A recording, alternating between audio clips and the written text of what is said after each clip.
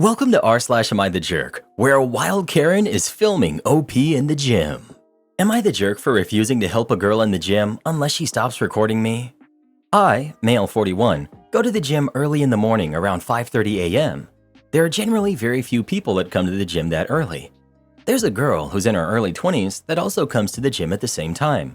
We always say hello to each other and we have small talk sometimes. She comes in early because the gym is empty and she likes to record herself working out and she wants to be a fitness influencer or something like that. She seems dedicated and we've known each other for at least a year. This morning, as I was working out, she came to me and asked for help. She was very excited and told me that she wanted to go for a new personal record on barbell squats. She asked if I could spot her as she was not confident if she would be able to do it. I said okay, as this is not the most uncommon thing to do. For people who aren't familiar, this is an exercise where you carry a bar with weights on your back and you perform a squat. The spotter has to stand behind the person and support the person in case they fail to get up. As she was getting ready, I saw her phone in the corner and I asked her if I can be off camera or if she can stop recording.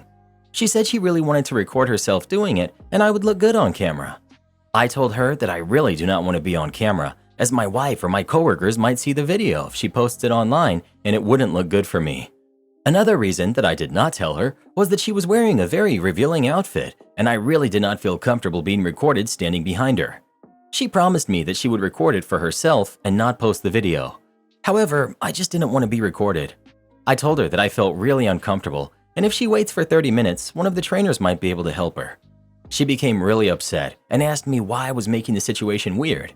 She asked me if I would have done it if she were a man. I felt she had a point, as I have done it for other people. I told her that I would be okay doing it, but I just don't want to be recorded. She again went on a rant about me shaming her and me being uncomfortable with her perfectly fine outfit. I felt bad that I upset her, as she was just trying to work out. I've also asked people to spot me in the past, and people have always helped me. However, I just didn't want to be recorded. Am I the jerk to refuse to spot her because she was recording? As a married man, I need to observe some boundaries, and I really don't want to be recorded in that way. I'm also worried that she recorded our whole conversation and may post it online. I don't know what I should do in this situation, and I'm just worried. Not the jerk. People who are saying that it wouldn't look inappropriate if a coworker or your wife saw you, they're not familiar with lifting. If she reached a failure, it would absolutely look bad on you because people don't understand what spotting and having to assist with squats looks like. OP, that was exactly what went through my mind. Plus, who knows what commentary someone can put on top of those videos to make it go viral. Update. My wife has now heard this story on her TikTok. What happened after was pretty unexpected and my life is a bit absurd right now. I was worried that she would post our conversation about me refusing her help online and show me as the bad guy. I told my wife about the conversation and she said that she has seen posts where girls do add voiceover and make men my age look like creeps for views. My wife told me that I should just complain to the gym management about her for recording me without my permission, just to get ahead of things. When I went to the gym next week, I saw her again. I tried to keep my distance, but she kept on smiling at me. As I finished my sets, she came over to me and asked me if we could talk. She wanted to apologize for her behavior from the previous day and how it was wrong of her to assume that I would be okay with her recording me. It was a pleasant surprise, as I wasn't expecting that. I told her that it was okay, and I just don't like being recorded in general. She followed me outside and continued the conversation. She asked me how long I'd been working out and if I could give her advice on her form. I told her that there are some really good personal trainers in the gym I could recommend to her, but she told me that she's unemployed and can't afford them. She told me that she'll buy me a coffee if I can give her some pointers. At this point, I felt I was just being rude, and I told her sure, and we went to a nearby coffee shop. Her name is Haley. She graduated last year, moved back to her mom's house, and is looking for a job. She's lost a lot of weight and wants to look like the TikTok fitness models and is trying hard to get in shape. We had a nice conversation and I was able to help her with some of her questions. She already knew my name and asked me if my wife would be okay if she follows me on Instagram. I told her that the main purpose of that account is for my wife to spy on my friends' lives, so I generally don't use it. She asked me if I use Snapchat and I had to remind her that I'm twice her age. This is where it got crazy. When I came home, I told my wife about what happened. My wife loves her Reels and TikTok and wanted to see if she ever posted the video from the previous week. I only knew that her first name was Haley and how she looked, and I told my wife about it. When I came back from work in the evening, my wife was already home and sitting on the sofa. She was grinning ear to ear and told me to immediately sit down next to her. Apparently, this girl had been posting about me and calling me her gym crush for the last 2 months. My face is blurred out in all of the videos. A lot of videos were her sitting in her car every morning and making up completely fictional romantic stories about our interactions. Each video had over 100 likes, which my wife says is not a lot, but it feels like a lot. She had posted some videos of us just passing each other and smiling, or our conversation where I was telling her to stop recording with voiceover about how I approached her in the gym and complimented her. There was a video from that morning about her coming to me while I was packing up, with her saying how I asked her out for a coffee date. She's just making up fictional romantic BS for likes, and people were commenting and cheering for her.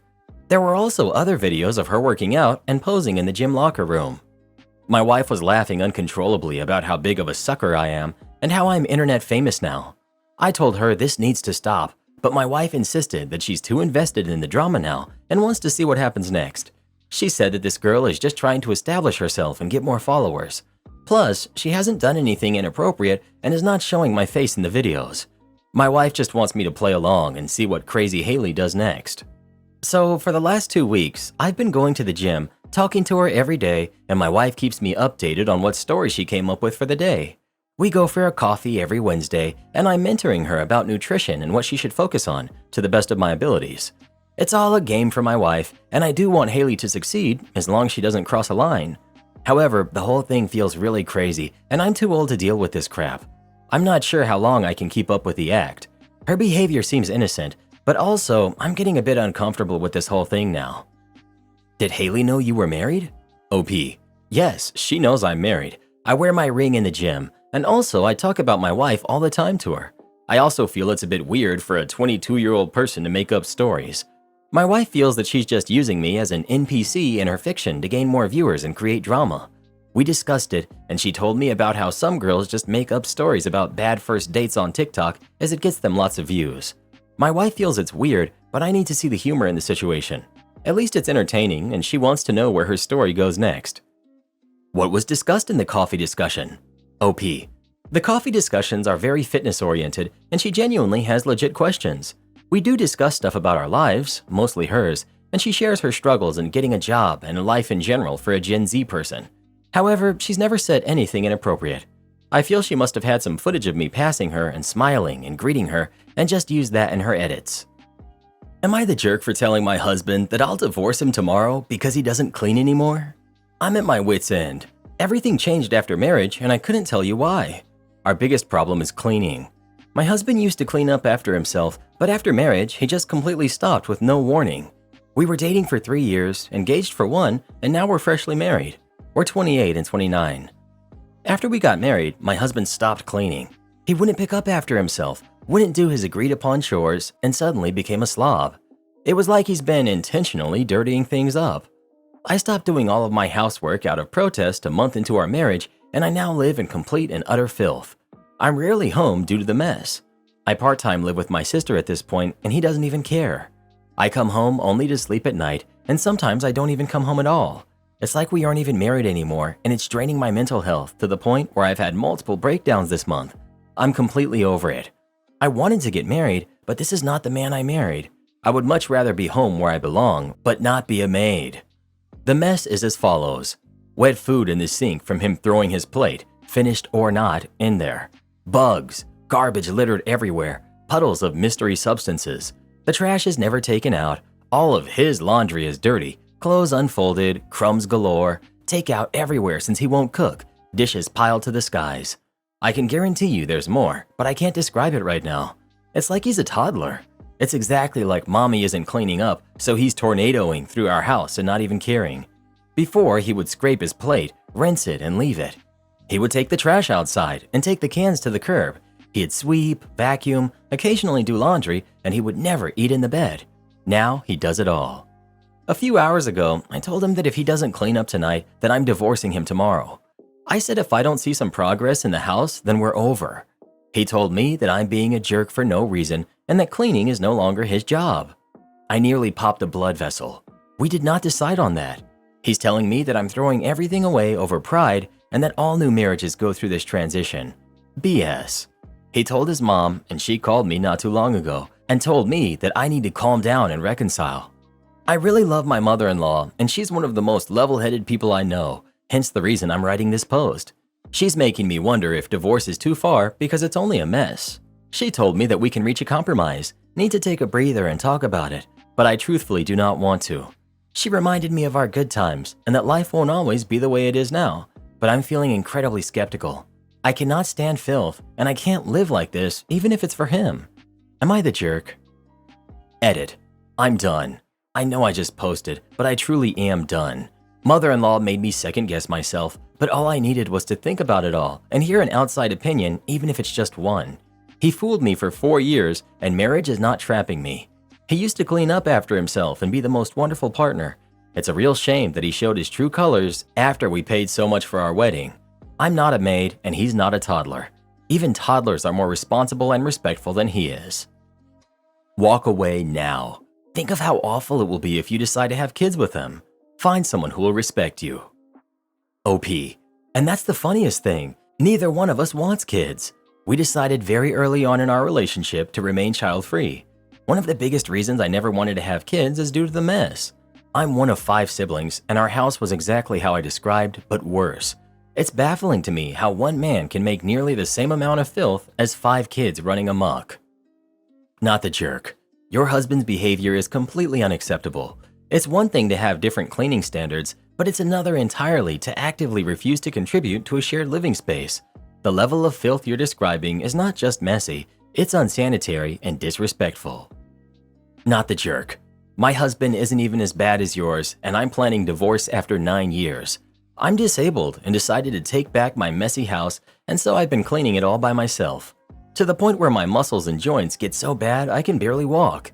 I take Epsom salt baths twice a week to combat it, and I still take care of our 3 kids.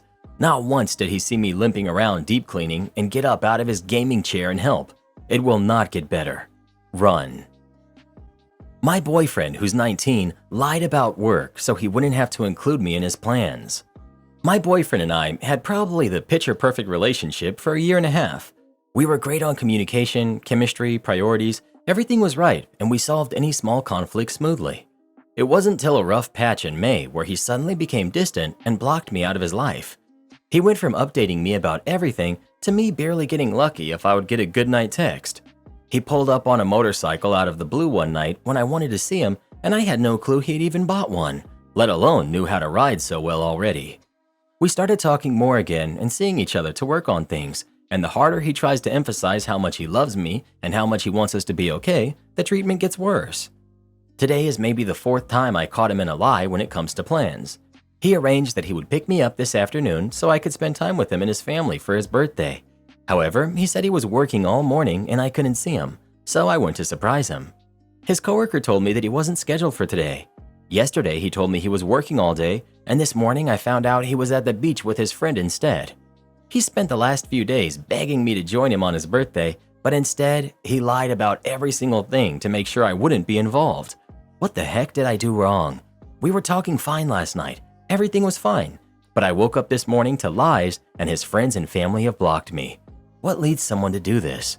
Where do I go from here? Edit. Well, I didn't expect so much insight. Caught me off guard, but I appreciate the advice. I had told him last night that I was done with contact. I made it clear to him that going as far as lying about his stupid shift at work was more than enough to suspect another girl, or for him continuously leading me on for his personal gain and emotional benefits without committing. He's tried asking to talk, but right now I simply won't. If you can't admit to your lies, then I'm uninterested. I'll be posting an update in the next couple of days. For those who suggested maybe I'm controlling or clingy, I have made it so open and so clear to him that anytime he would prefer doing something else or seeing someone else or making different plans and not seeing me at all, he's free to do so. Just tell me. I had spent the last 2 weeks asking and making sure he wanted me around for his birthday, and he insisted. He was so destroyed about working and told me he wouldn't be against me surprising him in the morning. Looks like he didn't actually expect me to show up, and I walked into his coworkers telling me he wasn't even scheduled. Update. Boyfriend had quit his job Monday, even though he told me he was working. In addition, his manager told him that a crazy girl came in angry, saying her boyfriend lied. For context, I literally walked in, asked if he was working, thanked them for the information, and walked out. His friends told him that I went off on them when I simply asked if they knew where he was since he lied to me. Boyfriend ignored me on his birthday since, due to what his boss and friends said, he was angry because he thought I was trying to get everyone involved when I simply asked two of his friends where he was and literally asked a coworker if he was working and then just left when they told me he wasn't. He's been lying because he thought it would hurt me, knowing that he kept choosing his friends, but didn't realize that his lies did more damage. He admitted he knew it was wrong lying, but quickly realized how stupid it was when I caught every single one of them within the day he tried anything. I refuse to believe him and not talking to him for now. I've been open and only asked for honesty, and that was too much for him. And sorry to anyone who was hoping for a side chick. I went through his phone and all of his history, and no women were found that I know of. So, you don't know this yet, but he's broken up with you. You just haven't figured it out yet. Stop reaching out to him. I'm sorry you have to have Reddit tell you, but your relationship is very over. If his friends and family blocked you, then the relationship is over, and he isn't mature enough to say it to your face. Getting engaged has ruined my relationship. My partner and I have been together for nearly 6 years. He's honestly been the most amazing, wonderful, and supportive person in my life. He doesn't just make me happier, he makes me healthier. He's been absolutely fantastic in every way imaginable. About 2 years ago, we had the big marriage talk. We were both honest about what we wanted. He admitted that getting married made him so nervous. Every marriage he's ever seen has never ended well. I said I would stay with him whatever he chose, but there are some things I wouldn't do unless we were married. Just as he's seen too many marriages fail, I've seen too many loved ones be abandoned by men once their kids came along, or when he finds a better option. In other words, as long as we weren't married, we couldn't have kids, and our finances remained strictly untangled from each other. He proposed to me a few months after that, and since then, he's turned into an absolute nightmare. First, he refuses to do anything wedding-related, but accuses me of taking over and being a bridezilla when I make decisions without him. He does things behind my back, like inviting our friends, who has 4 kids, to bring the kids, when we agreed the only exception to the no kids rule would be my niece, who will be 3 months old and for obvious reasons can't be separated from my sister for the wedding. I can swallow that frustration, but he's also become hypercritical. Any mess around the house, even if he made it, if I haven't cleaned it up by the time he gets home, he refuses to talk to me. I work from home, so I usually do a lot of the chores, like the dishwasher on my lunch break, but sometimes I don't have time. This is a busy time of the year, and while my job is usually constrained from the 9 to 5, in the last few weeks, I've had to work until 8 or 9. When he stormed in last night, angry that he had to clean the kitchen, and I pointed out I'd been working for 12 hours straight, he looked me in the eyes and said, "So?" He's threatened to throw me out of the house and call off the engagement 4 times. He stopped hooking up with me. I come to dread the sound of the door unlocking because he can't go 5 minutes without finding a problem with me. It's so bad that my mother, who was ready to adopt him a year ago, is refusing to be the witness that signs our marriage certificate.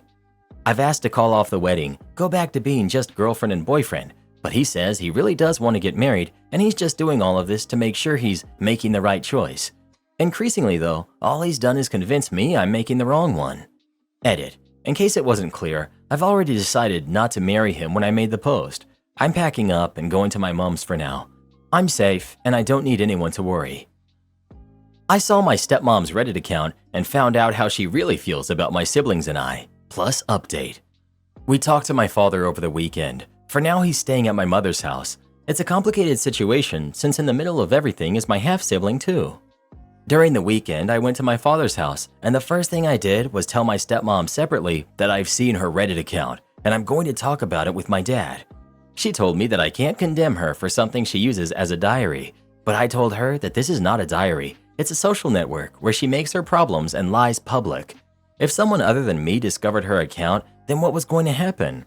Were they going to believe all the things she invented? If her identity was revealed on that account by someone else, I would have too many problems and could even be kicked out of the academy.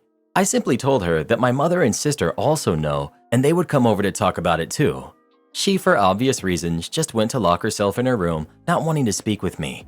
Once we talked to my father, I showed him most of the posts and comments. There were so many crazy comments that I think it would take me too long to read them all because they were just so long. She's the kind of person who comments the bio of their own life on the posts of other people. My father got angry. My stepmom never expressed having a single problem with us like that. The situation would have been different if we had known what she thought about us.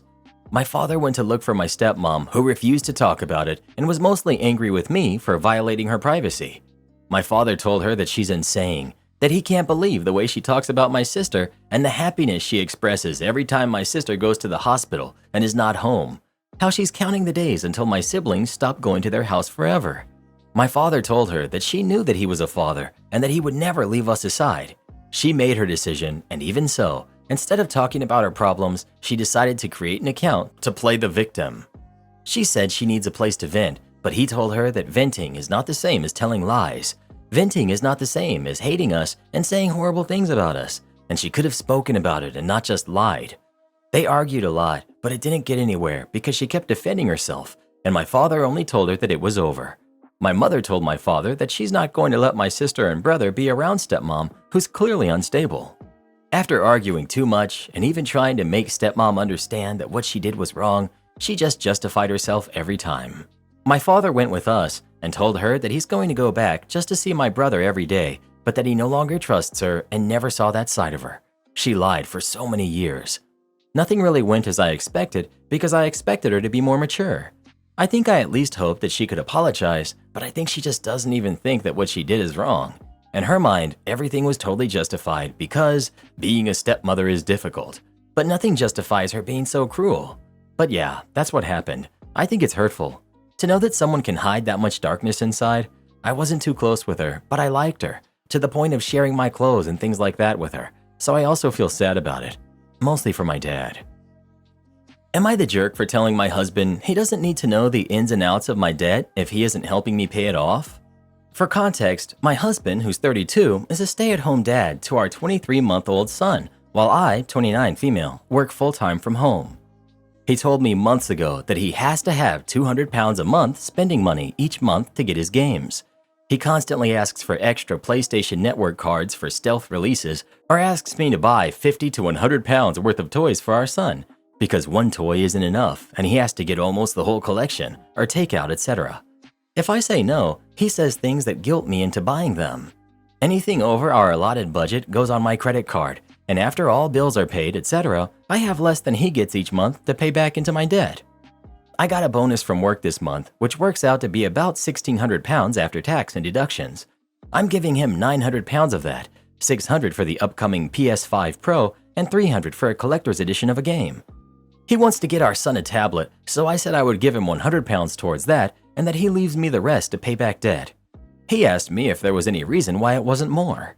I told him that if it wasn't for the extra expense of the console, I would have a bit more, but it is what it is, and he started getting upset, saying I was throwing it in his face, and everything I buy him comes with caveats, which it doesn't. I've never complained about buying him anything, and I never told him no.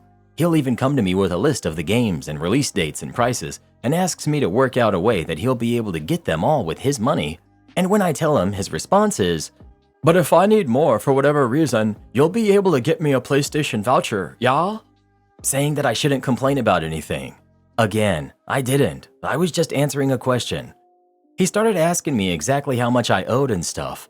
I told him the amount when he asked, but he got upset that I never told him anything beforehand. I simply told him that I don't see what the point is because he always panics, and then that stresses me out with all the questions. And besides, I didn't think he needs to know the exact dollars other than that we are okay. He knows I would tell him if we weren't, because he's not giving anything back to pay it off. He's just taking money off of me for what he wants. He's acting like I'm treating him like a kid, and I'm lying to him, saying I'm a bad wife, and that no one he knows has a marriage like this, etc. Just want to know, am I the jerk? I feel like you should involve him more in the finances, because based on this post, it does sound like you divvy up the money and give him an allowance. He should really be part of the budgeting process so he understands where you both are financially. If anything, this could really benefit you, because I feel like he's constantly asking for money for things, but he might not do that as often if he were reminded more often of the fact that you have debt that needs to be paid down. Realistically, the focus should be on paying down the debt, and it isn't really even your debt, it's both of your debt at this point because you're married. He needs to understand that things like a PS5 and games are just not a priority, and that the majority of what you have to spend after expenses should really be going to your debt. I think he's a jerk for not being more involved and for guilting you into giving him money for things like video games when you're in debt. But I can also see you being a bit of a jerk if you don't actively involve him in the budget. OP. I would love to involve him in the budget process, but he doesn't want to be. He can't even budget his own spending money properly. He has literally left all of the money side of things to me. I'm forever trying to talk to him about it, but he doesn't want to know. I have it on my phone, and I send him the breakdown each month, even trying to talk it through with him, but he gets upset at me because he just doesn't understand and he gives up. Karen wants me to give her my new house because she has kids. So me and my boyfriend recently bought a house together. We're both 25, and we were able to buy a house relatively early since houses aren't too expensive where I am. We also live with our 6-month-old Bernedoodle puppy and our 5-year-old bulldog who we rescued. We don't plan on having kids, so the primary reason for buying a house was to have room for ourselves and our dogs. I should note that my parents are supportive of my decision. My sister, who's 26, is not child-free, however. She currently has a 1-year-old daughter and recently found out that she's pregnant again. Last week, she called me to ask if she could live in our house. She offered to pay £1,200 per month in rent so that we could rent out a nice place of our own. I asked why she wanted to do this, and she explained that she wants room for her kids. Our house has 4 bedrooms, which is quite large for a house in the UK. I explained to her that as much as I would like to be able to help her, me and my boyfriend worked hard to buy a house, so we didn't want to leave and go back to renting. She immediately got really upset with me. She said that I'm selfish for buying a house when I don't want kids, when there are so many families, such as hers, who could use my house. She also critiqued me for buying a Bernedoodle puppy. Side note, we would have rescued if we could. However, none of the rescues in our area had a Bernedoodle, so we made sure to buy from a reputable breeder. After I told her that she wouldn't be getting to live in my house, she told me that me and my husband will never have a family regardless of how many mutts we fill it with. I haven't spoken to her since. Today, my father called me. I told him about how ridiculous my sister was being. However, he sided with her, although not nearly as crazily. He said that I should think about it since I'd be doing my sister a favor. Am I the jerk for not doing this for my sister? Am I the jerk for not letting my roommate's new girlfriend in my home? I, 23 male, live with my roommate, 21 male, and we get along great, hardly ever an argument. About a year ago, I broke up with my ex, 20 female, because I had finally caught her cheating on me. We had a year-long relationship full of emotional and mental games from her. It took a lot of courage to finally accept she isn't the one and to break off all communication. I really loved her, but I have finally let her go and moved on. My roommate was a huge help in supporting me to get over her. About a month ago, it came to my attention that my roommate was texting my ex as friends. This didn't bother me because it really doesn't have anything to do with me. Had I not seen the texts, I never would have known. Within the last week or so, it has come to my attention that they are looking for a relationship together.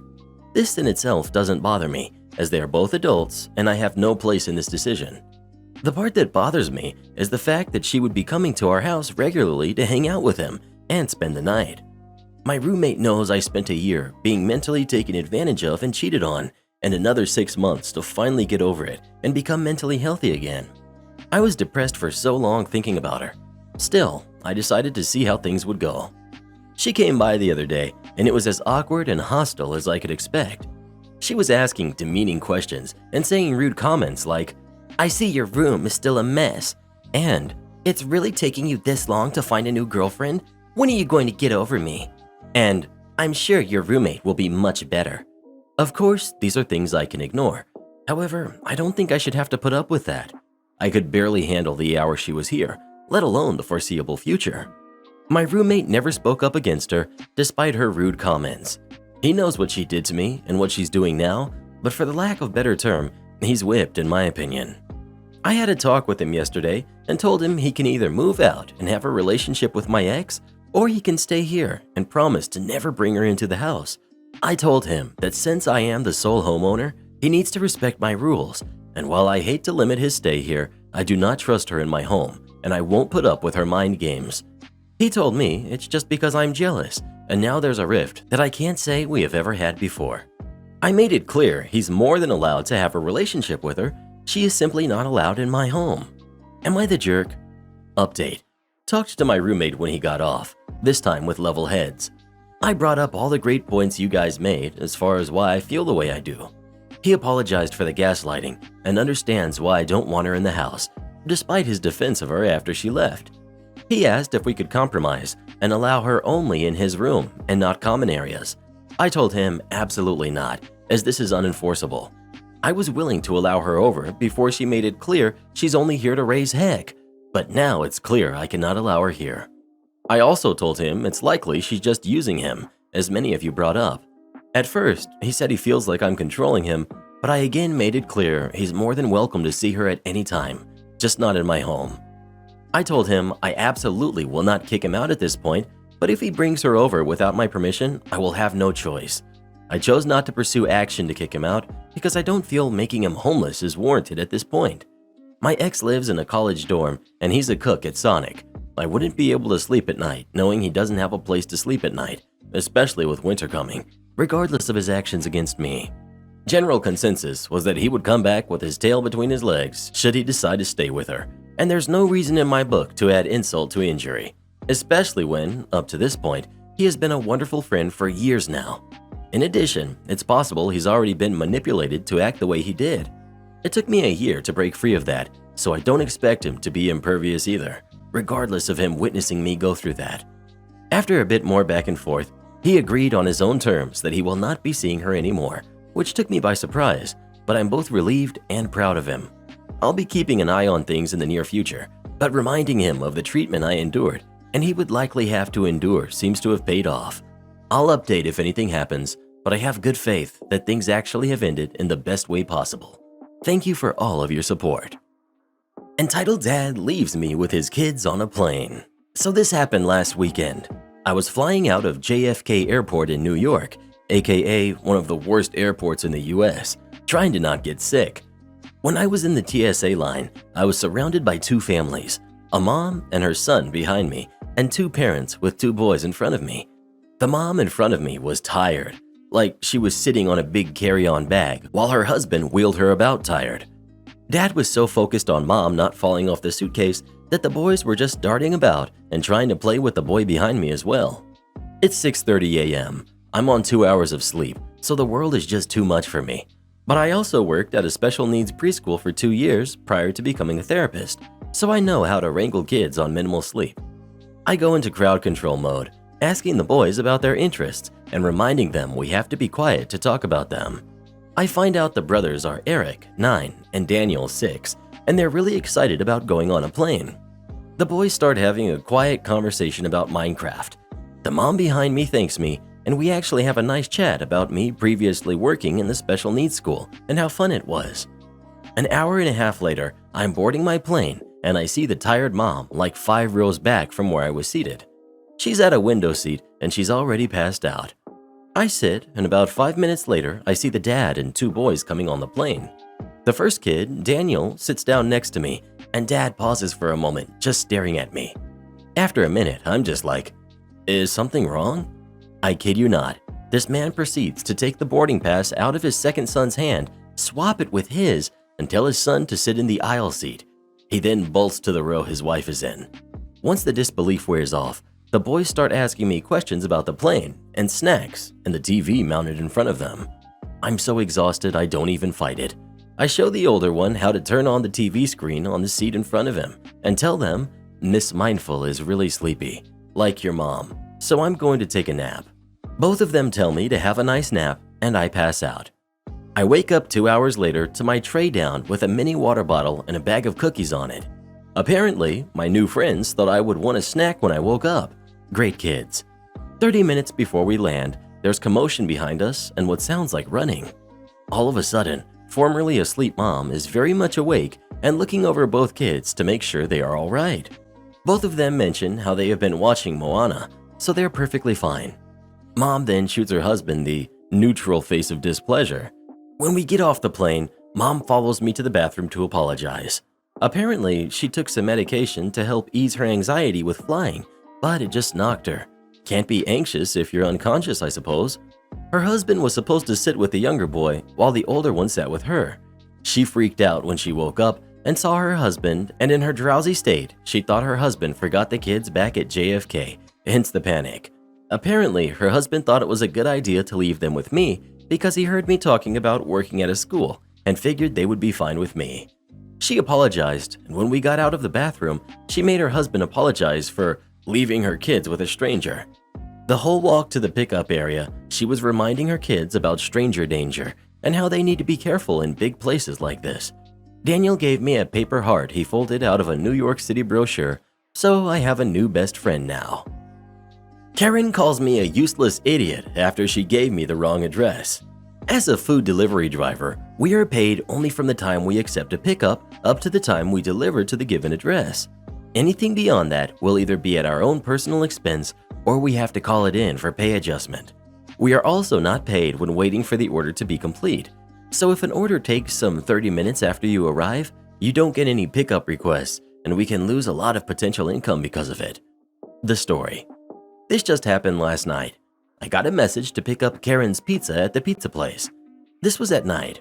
I got there, waited for another 5 minutes for the pizza to cook, then boxed, and I'm on my merry way. As I was checking out the delivery location, I noticed that it's a place that I have always noticed on my way that seems to be a fancy apartment complex. Never delivered in that place yet. Off I drove and parked at the apartment. When I read again the address and the instructions, there was no apartment number. Problem number 1. So I thought that maybe she would be waiting for me at the lobby or that she works at the front desk. When I got there, I saw 3 elderly ladies and thought one of them is Karen, but that's not the case. They were sweet ladies who tried to be helpful and also seemed to be interested to know the fellow residents, as none of them had ever heard of anyone named Karen residing there. I called Karen, and this is the conversation from memory. Pardon me, there was a point where I have no idea how it escalated from 0 to 100. Me. I marked my status as arrived to let customers know. Hi Karen, I'm here at the lobby of the address you gave me, and you forgot to give me the unit number of your address. Karen, confused. Huh? What do you mean? I live at a house, not a building. Me. You gave this address to me, and I'm here. Karen, raising her voice this time. That is my mother's address. Why did you deliver it there? Me. This is the address that is written here in the order. Karen, still in a raised voice. That is wrong. You should deliver it to the right address. Me. I do not know where that is, and I'm not allowed to deliver to a new address. Actually, if it's nearby, we can choose to do it. Otherwise, we can consider it failed to deliver, and we get the pizza and or full pay for the delivery and tips. But her pizza is probably close to $10 US, and I only get some $7 US pay for this. Karen, what do you want me to do? Me, I will have to call it in with support and let them decide. At this point, I'm already hesitant to continue this and just accept any loss. Karen, you are useless, idiot. Hangs up. I was on speaker when I made that call, and the 3 ladies were shocked by what they heard. They just told me to keep the pizza and forget about it. They also commented on how she raised her voice and also the useless and idiot comment. I just told them that I will just call support and take it from there, then bid the lovely ladies goodnight and left. As I got into the car, I called support and told them about it. Support puts me on hold and talked to Karen. Support. So, I talked to Karen and she gave her correct address. Me. Check GPS, how far it is from the current location. That's another 5.5 miles, and I already have a next pickup. Support. Yes, and we will be adjusting your pay for this. This is the reason for these calls, and also to put any charges or incident on record as part of covering our butts from customers. Will you be able to make the delivery? Me. No, I refuse to make this delivery as she raised her voice, was rude, and called me useless and idiot, and 3 other residents heard everything she said. Support. Okay, I will just cancel her order. Me. Okay, and thank you. I hang up. In the end, I got paid in full with her tips, and I got the pizza. As for Karen, don't know what happened to her in the end. Either her pizza was completely canceled and she got her refund, or she has to wait for another 30 minutes for her pizza. But this was close to closing, so I doubt it. Moral of the story, never upset the people who have your food. Receiving your pizza cold is the kindest thing we could do for anyone who upsets us. Entitled mom wants her son to have my puppy. So I just got a puppy and he's now 3.5 months of age. I'm 16 and live in a high-rise with the rest of my family. The context is that I let my puppy enter my opposite neighbor's house, living room only, to play and socialize so my neighbors won't have a problem with him in the future. So we've got entitled mom's kid, we've got entitled mom, and we've got the neighbor's kid. The story goes, 7 p.m., my pup wants to go out to play with the neighbors. I put his harness onto him and attach it to the leash, take him to my neighbors who happily welcome him. Neighbor's kid comes back home with a friend, and that's friend's mom. Neighbor's kid greets me and starts playing with my puppy. Neighbor's kid. Entitled kid, come play with Hachi. Name of the pup. The kid looks at me for approval. Me. Yes, there's no problem. Go on, he doesn't bite. After a while, entitled mom joins to play with Hachi. About 30 minutes later, Hachi gets tired and just sits there to relax. Entitled mom, after a conversation with neighbor's mom, taps my shoulder as I take Hachi back home. Why don't you let my son play a bit more with that dog of yours? Me. Yes, I would like to, but he's very tired now. Come back tomorrow if you like, and his name is Hachi. Oh, you can give him some food and make him back to energetic? Me. Sorry, but it's not what one should do, and it's not his feeding time. He will eat some of the food for sure, but will definitely go back to sleep. Tomorrow is the best option. Oh, tomorrow is a long way. Why don't you give me your dog for 3 days so that my son can play with him? Me. Sorry, that won't happen. He's just a puppy and needs me and my family by his side. Plus, I know that you or your family have never kept a puppy, in fact a dog, so I cannot leave my incompletely vaccinated puppy all alone with a person without any experience with dogs. His last shot is due on Sunday, so I cannot let you take him even for an hour. Entitled mom. Well, you can always come over to check on him every 3 hours or so. Here's some money. Hands me $500. Me, now completely upset. Listen thoroughly. Don't you get it? I'm saying no, first of all. He has a name, and if you want your son to play with Hachi, he has to come tomorrow. Entitled mom's son had already left before the conversation started, which turned into an argument. Hachi hasn't completed his shots yet, and also hasn't gotten his anti-rabies shot. What if he bites someone at your house? You're definitely going to blame me for having such a bewildered animal, huh? He's a well-mannered pup, but he is my pup. Why don't you get it that you are not his or my parent? Just leave. I put Hachi into my room, closed the door of my room, go back and slam the door of my house. Hachi slept, and I played Valorant and got all my rage off. Entitled mom and her family moved houses 3 days later. If I had been a dumb person and given Hachi to her, I don't know, she might have taken him with her even though I have documents. Stranger demands I watch her kids while she shops. When I was 13, I was aimlessly wandering around and looking at random stuff at a retail store. That for this story I will call Bullseye, waiting for my mom to finish picking out some tennis shoes. A lady who looked to be in her late 40s came stomping up to me. She has a horde of 5 kids. They looked to be about ages 3 to 10, swarming around her, plus a baby in her arms. I have zero clue what she was saying. I don't understand pterodactyl screeching.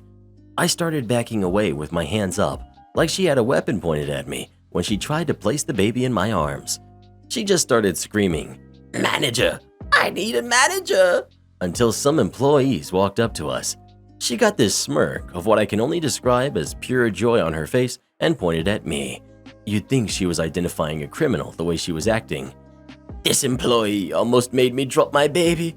I tried to drop my kids off for childcare, and she refused to take my kids and wouldn't take my baby from me. There isn't a limit for how many kids you can drop off posted anywhere, so I don't want to hear it. I will not be discriminated against just because I have so many beautiful kids." My jaw was on the floor at this point. I was 13, looked even younger, was in the middle of my emo phase, was in the middle of the music section looking at CDs, and like I said, was in Bullseye. What about any of that would make someone think I was some kind of in-store daycare worker? The employee's face ranged from utterly confused to trying really hard not to laugh. When they all just stared at her for a few seconds without saying anything, the mom started back up with her bird mating calls again. I could make out bits and pieces. She's going to sue. She had to come find me because I wasn't where I was supposed to be in the childcare area. I look unprofessional. She doesn't want her kids watched by someone who looks like I do. And some more threats involving her husband and church. The manager finally spoke up at this point. He first explained that I don't work here and informed her that they don't provide any kind of childcare. She flipped out again, accusing them of lying. I actually figured out what she had been doing and explained to the manager. This store had a little mini arcade room near the entrance and the snack counter, where you can buy popcorn and soft pretzels, stuff like that, in case this isn't normal for bullseye stores in your area. She had been dropping her kids off in the little arcade room and expected the nearby employee to watch her kids while she shopped. The employee was only nearby because the room was right by the front door. This room is tiny. It has like 4 games in it. I don't know how all of her kids even fit in there. Apparently, this was her first time coming here since she had her baby. You'd think she would have been horrified, or at least embarrassed once the truth came out. But nope, she just started yelling more and accusing the manager of trying to cover up for me, since I had obviously abandoned the kids I was supposed to be watching.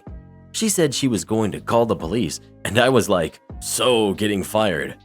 The manager asked her to follow them so that they could take care of the situation, and while she refused at first because she wanted to be there when I was fired, she left with them when he finally lost his temper and yelled, "Ma'am, she does not work here. Leave her alone." The other employees took me to a register and offered me a $100 gift card and a lot of apologies. I tried to turn it down. It wasn't their fault, and I got a great story out of it. She insisted though. From what I gathered from her, the crazy lady had apparently said a lot of horrible things about me while shrieking that I couldn't understand. My guess is that they were worried my parents would sue them or something. They called my mom to the front of the store and explained the situation to her, then gave me my gift card. Luckily for them, rather than threaten a lawsuit, my mom just laughed her butt off the whole time. I really thought she was going to pass out from lack of oxygen. She was laughing so hard at my painful experience, she could barely breathe. She was super bummed that she had missed the whole thing. In the end, as we were walking out of the store, my mom looked at me in all of my emo gear and said, "Who the heck would try to put their newborn in your arms? A complete stranger who's dressed the way you are." I used to go buy blank shirts and Sharpie my favorite song lyrics all over them. I was so cool. In conclusion, I don't know how the situation with the Mother of the Year ended, but the next time we went to Bullseye, there was a huge new sign saying, "Do not leave your kids unattended," by the doorway to the arcade room. It was in the exact same spot as the old sign that said the exact same thing. Only difference was that this sign was about 4 times as big. I swear, my mom was hoping to run into Mrs. Hey Stranger, take my infant, because she all of a sudden needed to go to Bullseye all the time for a little while. Am I the jerk for spending $25K on ice skating every year? Background: my husband, 52, male, and I, 37, male, have been together for a little over 18 years. We've been married for 8 years. We got married after I got my mental health issues in order, bipolar, OCD, anxiety, and got my first professional job. I've always worked and I have a very strong work ethic, but this job finally offered me a comfortable income. I currently make about 85K. He makes about 70K. Additional background: I learned how to ice skate when I was 3 years old. My parents taught me in a backyard skating rink that my dad built. For years, it was common for me to skate every day during the winter. It was all highly recreational, and as I got older, I begged my parents for figure skating lessons, but they always said no. Finally, when I was about 12, they finally relented and signed me up for a weekly group lesson. I loved it. But a year later, they decided that it would be better for me to do something a bit more boyish and signed me up for karate instead, in the hopes it would make me a more confident kid. After that, I probably only skated a dozen more times until I became an adult. Fast forward 20 or so years, I always expressed my love of skating to my husband. Not continuing with my training was a huge regret of mine, and about 3 Christmases ago, wouldn't you know that he got me a pair of figure skates. It was one of the best gifts I could have received. It irked me to have to wait until New Year's Day to go public skating, but the day finally came. It took me a few minutes to get used to being on the ice again, but I was having fun. But within an hour and a half, I took a bad fall and broke my wrist. I decided that once I healed, I would get myself some lessons again. I started with group lessons, but quickly found a coach for private lessons. I worked with her several hours a week. At this point, I work with a different coach, and I'm doing 7 hours of lessons each week, and I'm skating on my own for an additional 7 hours. This is quite expensive, obviously. I calculated what I'm spending, and it's easily $25,000 per year. This includes lessons, ice time, competitions, costumes, and skates. My husband wants me to spend $15,000 or less. but I'm not willing to compromise for a bunch of reasons. Skating helped me quit smoking. It has relaxed my mental health issues to the point that I no longer require medication, and I'm progressing quickly. I'm old for a figure skater, so I only have a few more years to reach my goals. I'm on my way to being a great skater. The rest of my money goes to things like car payment, vacations, miscellaneous, bills. I give my husband about $600 monthly to save. He handles all the regular living expenses. He keeps reminding me that I'm selfish and need to contribute more. But because of the above reasons, I'm not willing to budge, even though I'm pretty sure I am the jerk. What's the verdict? For the sake of 3 minutes. I worked in the tourism sector in a museum as a hands-on historian/actor. Our job was to expand on the text and exhibitions, play games with the kids, answer questions, and be general fonts of useless knowledge. 8 of us, and we had medieval characters, wore costumes, and were generally well received. It was hokey and corny, but fun. Hardly a stellar paying job, but we all loved what we did, knew a lot, and worked really hard to make sure guests were happy. Until our old boss had to leave due to family issues, and we got a new one, a real corporate manager. Before she arrived, our old boss was pretty lax. He didn't have to be breathing over our shoulders as he knew that we did our jobs. We had a clocking in machine, and the rule was logging out 3 minutes early or late didn't affect our pay. Because we enjoyed the work, we always came in early, clock in, not being paid to set everything up. We had to get dressed, set up the games, make sure the activities were out, general maintenance stuff. This took time. Occasionally, we ended up staying late if something unexpected came up. Again, no problem.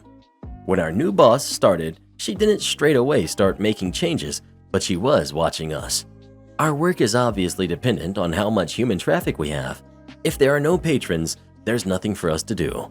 The flip side was that when it was busy, we didn't have time to blink.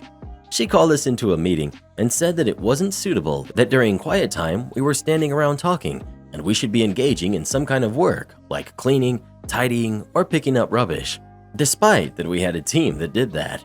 So work for work's sake, to justify our wages as we weren't being paid to chat. It was explained to her by our unofficial team leader that you're not just paying for our labor, but our time as well. She did not like or understand this idea, but we made ourselves look busy. She also believed that she knew the job better than we did, stopped listening to our suggestions, and started making little rules of what we could and couldn't tell people regarding the history. Nothing too violent, for instance. Ever met kids? They love to hear these kinds of details, age appropriate of course. There's a reason why horrible histories is so popular. The second issue cued the malicious compliance. Again, another meeting. This time over the 3 minutes early clock out, that we were paid until 1700 instead of 1657, that our hours were 10 to 17. No mention of us clocking in early, so we did just that. No one clocked out before 1700, but no one clocked out after 1701 either. Nor did we clock in early anymore. More than once, she saw us standing at the clock-in machine at 9:55, asked us to clock in. We said no, that it wasn't time. She tried telling us that we should be in early to prepare regardless of whether we were being paid. We told her no, working without pay is not what we're doing. This meant that those 20 to 25 minutes per person setup were now being done once we clocked in. No longer was the museum ready when the doors opened. Early morning patrons noticed. Because of her make them work every second regardless, it also meant the team was often scarce. We would be moving rubbish, filling leaflet shelves, getting rid of cleaning instruments, and also just hiding to get 5 minutes of peace. Morale also fell, so we followed the letter, but not the spirit of the job description. We frankly stopped caring as we didn't feel valued. I don't know what it's like now as the entire team left within 9 months. Far as I know, she's still there. Don't know how she's running the ship, but none of us have been back. Am I the jerk for saying my boyfriend should live alone for a while before moving in with me? I'm 20, female, and my boyfriend, who's 24, has lived with his parents all his life. He does pay rent, but his mom does everything for him. Cooking, cleaning, waking him up for work, the lot. I still live with my parents half the time, but also live by myself when I go to uni. While I know this is different to living alone full-time, I still know how to do things for myself, and I tend to live pretty independently when I'm at home. The topic of moving in together has been coming up more often recently because we do love each other and are both getting to the point where we will be financially stable enough to get our own place in about a year's time. I mentioned that he should probably get his own place or move in with a mate first to see what it's like living alone before we take the plunge together. He pushed for an explanation as to why, so I ended up gently telling him that I want him to learn to do things for himself because I didn't want to end up stuck with doing everything around the house when we lived together. He went really quiet and got upset, eventually saying it was cruel of me to suggest he wasn't adult enough to fend for himself. When I spoke to my parents to ask them if they thought the same, my dad said I was too controlling and I should be patient with him and teach him how to do all of these things. So, am I the jerk for wanting him to live by himself for a period of time before moving in together? Edit. Thanks for all of the responses. I really appreciate the advice. I just wanted to clarify a couple of things. He does know how to do basic things like cooking simple meals for himself, but his mom is such a kind-hearted person who loves taking care of all of her kids, even 30-year-old who still lives at home, so he never does anything for himself. I'm more concerned that he won't be proactive in caring for himself in the house and more complicated things like which products to use for cleaning, what can and can't be machine dried. He's the sweetest man I know, and I don't doubt he'd try, but I much prefer that he has experience of actually doing things before moving in, so as to avoid additional stress in what would already be a stressful time adjusting to this new phase in our relationship. I'm going to suggest to him that when he's visiting me on weekends at uni, that he can take on a portion of daily chores so I can see for myself he can learn and be willing to do things without him having to spend a load of money on his own place just to learn. My entitled mom deposited my stimulus check into her account. For clarity, I have a big family, 13 people, and 6 of us are working. The 6 of us pay rent to my mom every month as well as save money for property taxes. So I've been receiving stimulus payments that I've been using to pay for my college tuition. I pay for my tuition out of pocket without the help of my family. A couple of weeks ago, I was working on a couple of double shifts back to back because I needed the money for my first round of payments.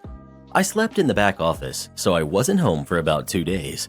Within those 2 days, I had a stimulus check mailed to my house, and my mom, who knows my generic signature by the way, deposited my check into our shared bank account, and I usually give her half and I take half, but this time, she took the whole thing.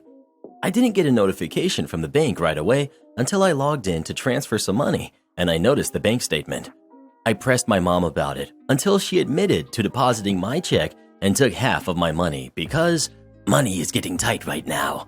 I was furious because I was working my butt off to be able to pay for my tuition, and she was here taking my money that I needed.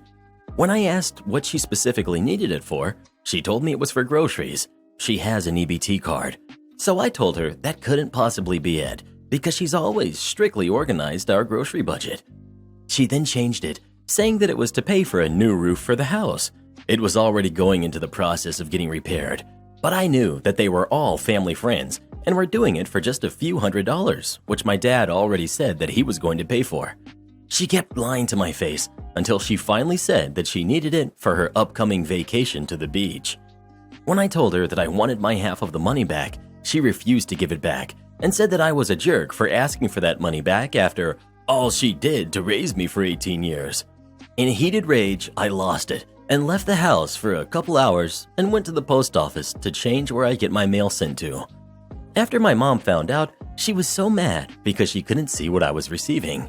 She kept insisting that she did what she did for a good reason and that she didn't think I would mind taking a little bit of money. It was a little over $1,000 she took. I'm starting to feel bad because she has done a lot for me over the course of my life, but I don't think that it dictates taking money that I need without my permission. Reddit, am I the jerk for getting my mail changed to prevent my mom from seeing what I get mailed to me? How my entitled mom reacted to my bus accident. I was 16, riding the city bus home from school in the middle of winter. Besides myself, there was the driver and 2 other passengers, both adult men. One sat near the front, the other sat in the middle side seat, and I was in the back left corner. We were a few blocks away from the depot, where I needed to switch buses when we were T-boned by a car that ran a stop sign. The impact caused me and the dude sitting in the side seat to fly forward, but luckily for me, I grabbed onto the handrail for standing passengers and was able to swing myself to the seat in front of me, though the jerking sensation wasn't pleasant. The driver had the airbags go off on him, and the other passenger was saved by the seat in front of him. The guy that went flying landed near the front of the bus and was more shocked than hurt, thankfully. I too was in shock, so I wasn't feeling any pain or dizziness at that time.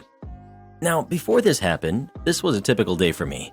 I had been riding the city bus to and from school for about 3 years because my mom was a single mother who worked overtime, 5 a.m. to 5 p.m., though her normal work hours were 7 to 2. On this particular day, my mom needed to get off work early for her to take care of something at the bank. She made a point all week to tell me, "I'm not going to pick you up from school," which I didn't ask, but she just liked, I don't know, making me feel like she had more important things than me going on. Anyway, I was already planning on taking my usual route home. Well, after the accident, a female police officer showed up, and because I was a minor, she couldn't question me without my mom present, despite me insisting my mom would waive her right to be there. The following is the conversation I had with my mom on the phone in front of the officer. Mom, annoyed. "What? I'm already on my way to the bank." Me. Yeah, about that. Mom. "There is nothing that will stop me from going to the bank today. This is important." Me. Yeah. So there was an accident. Mom. "This isn't funny." Side note. My mom said the same thing to her father the night he passed when he had a shortness of breath. Me. "Mom, I'm being serious. I was on the bus near the station and we got T-boned." At this point, the officer could tell that I wasn't getting anywhere with my mom and asked if she could take the phone. Officer. "Hi, ma'am. This is Officer Blah, and I need to ask your daughter what happened, and I cannot do that without her mother present." Mom. I'm guessing insisting she didn't need to be there. Officer. "Ma'am, your daughter was involved in a pretty bad accident, and with car accidents, sometimes the effects aren't immediately apparent, so you need to come get your daughter in case she needs medical attention." The officer nods her head and returns the phone back to me. Me. "Yeah?" Mom. "I am not happy about this. I'm on my way. Do you feel fine?" Me. "Yeah, I think so. Just shook me up a little." Mom. "Then we're going straight to the bank. I don't have time for this crap." Me. "Okay, see you soon." My mom shows up 3 minutes later, and the officer asks me what happened, to which I couldn't really answer. I was looking out of the opposite window, listening to, and I won't forget, Pumping Up the Party by Hannah Montana. I haven't listened to it since. After I give my statement, the officer asks me again how I'm feeling. I tell her the same, in shock.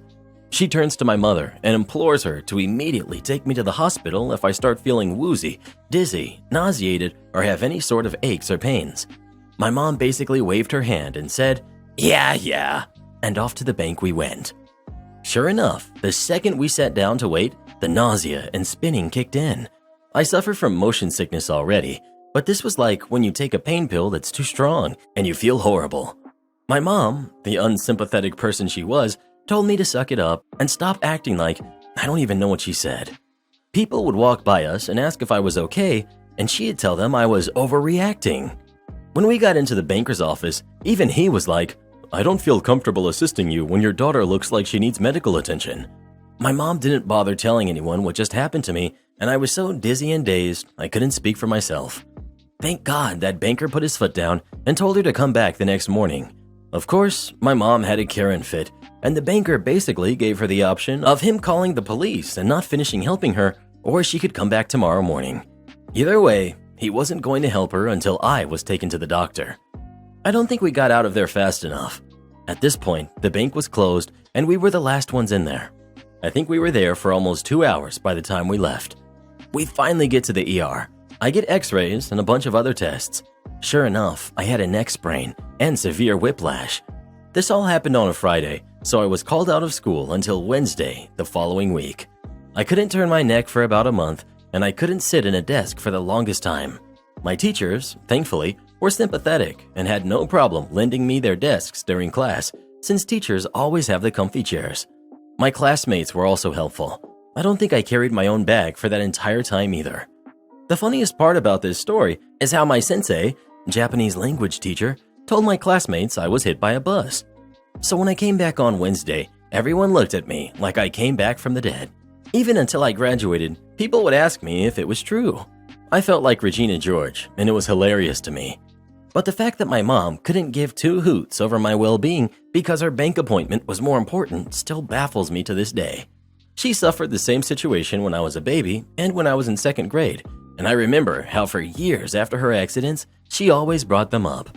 When I'm finally in the same situation, I'm just faking it. Makes me wonder how much she faked to just assume everyone else was faking. New TV service subscription is to my liking, so I want a refund.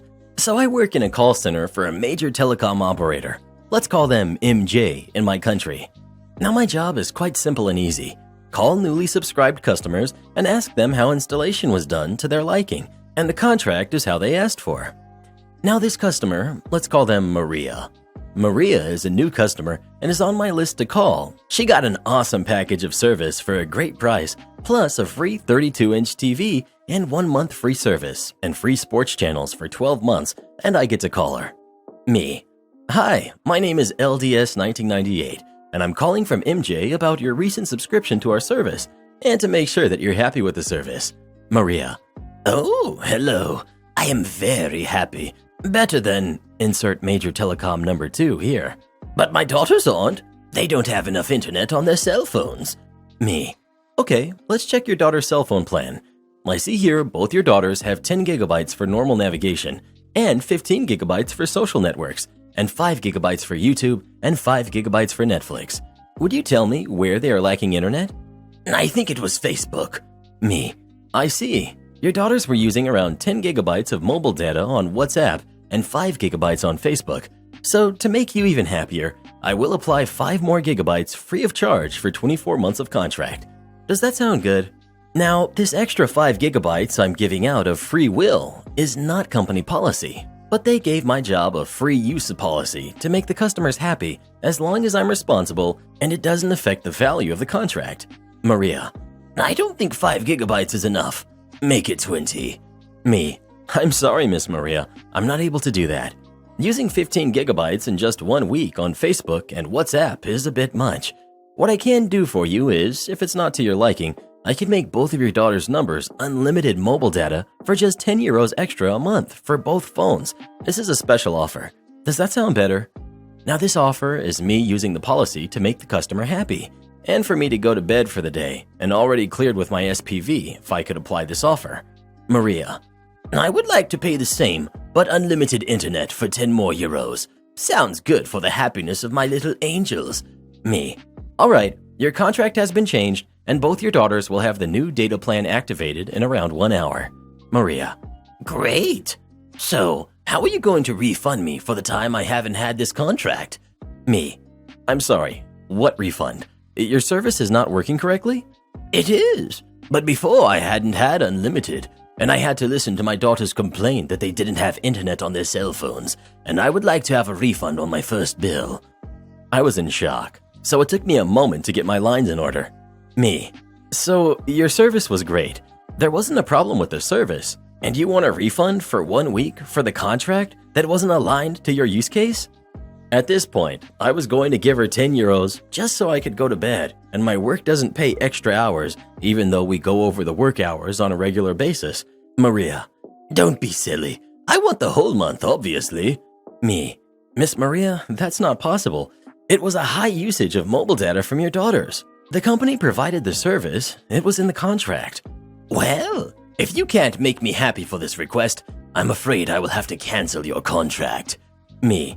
Miss Maria, just to make sure, you want to cancel your contract with one company because we won't give you a free month of service, although you've already had 1 month free? That is correct. Doesn't your SPV say the customer is always right? Me. I'm sorry, Miss Maria. I can't give you another free month on top of your already free month on the reason that we gave you the service that you contracted. Do you still wish to cancel your service? Yes, I do. Also, I would like your name and the company. I'd like to make a complaint about you being so rude with customers. Me. I will connect your call with the Department of Cancellation, and my name is LDS1998. As for the company ID, I can't provide that information to you. It's private info. I'm sorry. I want your company ID before you transfer the call. Me. I'm sorry. Company ID can't be provided to customers. To make a complaint, only the name and time of the call is needed to make the complaint to the correct person. It states so on our website. Maria, just transfer the call so your colleague can comply to my request. You're good for nothing. Me, I'm going to transfer the call. The call was transferred and my colleague was having none of it. Just started canceling the contract before talking to the customer. I read the internal report on the situation and the formal complaint. The actions of both me and colleague were fine, but I should not have offered unlimited internet for €5 each per phone, but should have been doing €6. Contract was cancelled, Miss Maria lost all offers, and best of all, the client had to pay €500 for early termination fee and €320 for installation of service. Am I the jerk for telling my sister she should have been more reasonable with her baby registry? To start, my dad's side of the family isn't really supportive of weddings or baby showers. Papa's side is very much, if you can't afford to raise a baby, don't have one. There are of course exceptions for things like sudden job loss or house fires. Mama's side is a little more lenient, but they don't do registries. Instead, if you have a bridal shower, your mom tells people if you're doing the kitchen and apples or grapes and bats or whatever. And if you're doing a baby shower, people bring clothes, diapers, books, and other little things. It's meant to be more of a party than a gift-giving thing. We're far more likely to have 8 cousins show up each with a casserole or a soup after the baby is born than to have people buy a stroller. Mom's side isn't relevant since we haven't seen her since we were kids. I don't know my brother-in-law's side of the family well, but they seem a lot like Mama's, with a lot more offers and hand-me-downs thrown in. Well, my sister moved off to the city, and I guess she's used to her friends making these huge registries. She put things on like a $60 bathtub, 4 baby carriers that are $50 each, a pack-and-play for $250, etc. She then made this big post on Facebook, saying that they had worked really hard on the registry and didn't want anything not from it, unless it was clothes. On the invitation, she requested a baby book instead of a card and a pack of diapers. So at the baby shower, probably 80% of the gifts were a couple of outfits, a book, and diapers. The other few things were mostly from her friends. Mom bought a car seat. You could see my sister's rage slowly building. She ended up leaving early. She spent the next week calling and texting everybody, trying to figure out why we didn't get her anything she wanted. She made a few posts on Facebook, and one of my brother-in-law's aunts offered to buy a $70 pack-and-play instead, which she turned down. Now my sister is upset and has been aggravating everyone for 3 weeks. She's having to buy all 6 baby containers, swing, sit-me-up floor seat, etc. She wanted the $300 baby monitor, everything. Everybody is telling her that's what you do when you have a kid, that you can't expect people to buy everything. Last night, after trying to be patient for over an hour, I snapped. Look, the health department would have mailed you birth control for free. You're having a baby, so it's your guy's job to get the stuff for it, nobody else's. Anyway, I'm feeling kind of guilty because she probably wanted to vent, but at the same time, how do you get pregnant and not expect to buy this stuff for the baby? Edit. Someone pointed out that I wasn't clear about my sister's financial situation or whether or not the pack-and-play was going to be used instead of crib due to constraints. She and her husband live in a townhouse. It has a 2nd bedroom which is being turned into a nursery. There was a crib on the registry that does not convert to a larger size. Edit 2. Mom is our stepmom. Dad remarried when we were teens. She has always seen us as her kids, and we've always called her Mom. I didn't even think to clarify. Sorry for the confusion. Edit 3. She opened the gifts at the shower, and the clothes ranged from newborn to 18 months. The diaper table was full of things from newborn through size 4. I don't know if that's relevant to anything, but a lot of people seem to think we only got her newborn sizes. Entitled neighbor thinks he owns a piece of my land. This happened some years ago. We had just bought a fixer-upper house with a rather large garden somewhere in the countryside in Germany. On the first day of me having access to the property, the neighbor comes to tell me that he had just planted 60 cedar trees as a separation of our 2 properties. Neighbor also tells me his property extends 1 meter, about 3 feet, on my side of the trees. He had done that on purpose so that he could take care of them and that they would have room to grow. I thought nothing of it at the time. After about a year of working on the house, there was a lot to be done, and I also have a day job. We're ready to move in. It's there that I turn my attention to the garden. Since we have kids and a dog, we want a fence to keep them safe from traffic on the main road. German law is very strict when it comes to fences and hedges. There are all kinds of complicated restrictions on the type of fence and hedge, the maximum height, etc. These rules change depending on who you share your border of your garden with, the street, a neighbor, agricultural land, etc. I'm not German, but I know they take their rules very seriously, so I decided to play by the book. Luckily, my father-in-law is a retired surveyor who had been measuring for the municipality where we live, 40 plus years experience. Father-in-law tells me we need to go find the border stones, massive granite poles buried at every corner of the property. From there, we can connect them to get the borders. Father-in-law also pulls all official records and drawings using his contacts at the municipality. The property is over 100 years old, so lots of interesting stuff on who owned it before.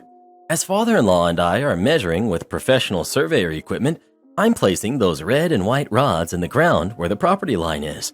Father-in-law checked and double-checked with all the drawings, but of course, it turns out the cedar trees are about 1 meter on my property, and not the other way around.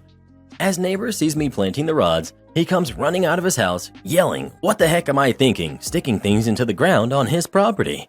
Father-in-law tells neighbor, in a very German way, where the property line is, shows him the border stones, and explains the equipment and measurements, but neighbor is not having it. He knows where the property line is, where it has always been, and we were wrong. Father-in-law tells him that he is a pro that knows how to survey land and that he's never been wrong, and that he is certainly not wrong now. Neighbor, feeling cornered, pivots and says that we have moved the border stones. Moving those stones is near impossible. They're heavy and go deep into the ground, and is a serious offense in Germany. Father-in-law tells neighbor to call the police, but that he better be ready to back up his claim with evidence or he'd be in trouble. Neighbor runs off steaming. About a month later, I see a team of 3 people in safety vests and helmets surveying my property. Turns out, neighbor paid 4,000 to 5,000 euro, estimate from father-in-law, to get back at me. A week later, neighbor tells me, in a soft, defeated voice, that father-in-law was indeed right about where the line is, but that in all the years that he had lived there, he thought it was somewhere else. I tell neighbor that I understand and no problem, but that I need a fence real soon and that the cedar trees are in the way.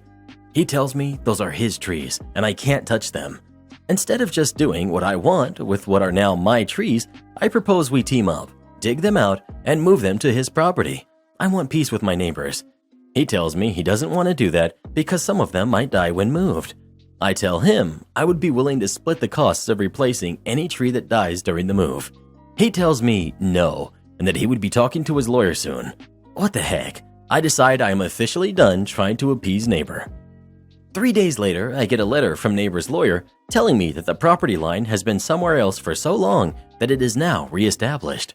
Of course, this doesn't apply to me because I had only recently bought the property. I get an attorney that writes a letter telling neighbor to buzz off. I immediately pulled out all of the cedar trees and shredded them for compost. I put up a 2-meter-high wooden fence and planted a hedge at the proper distance. It has been several years. The hedge is now 3 meters high and neighbors still won't talk to me. I've told the story around the neighborhood and nobody was surprised. They've all told me that neighbor is the most entitled individual they know. He's been trying to tell everyone what a horrible person I am for shredding his trees.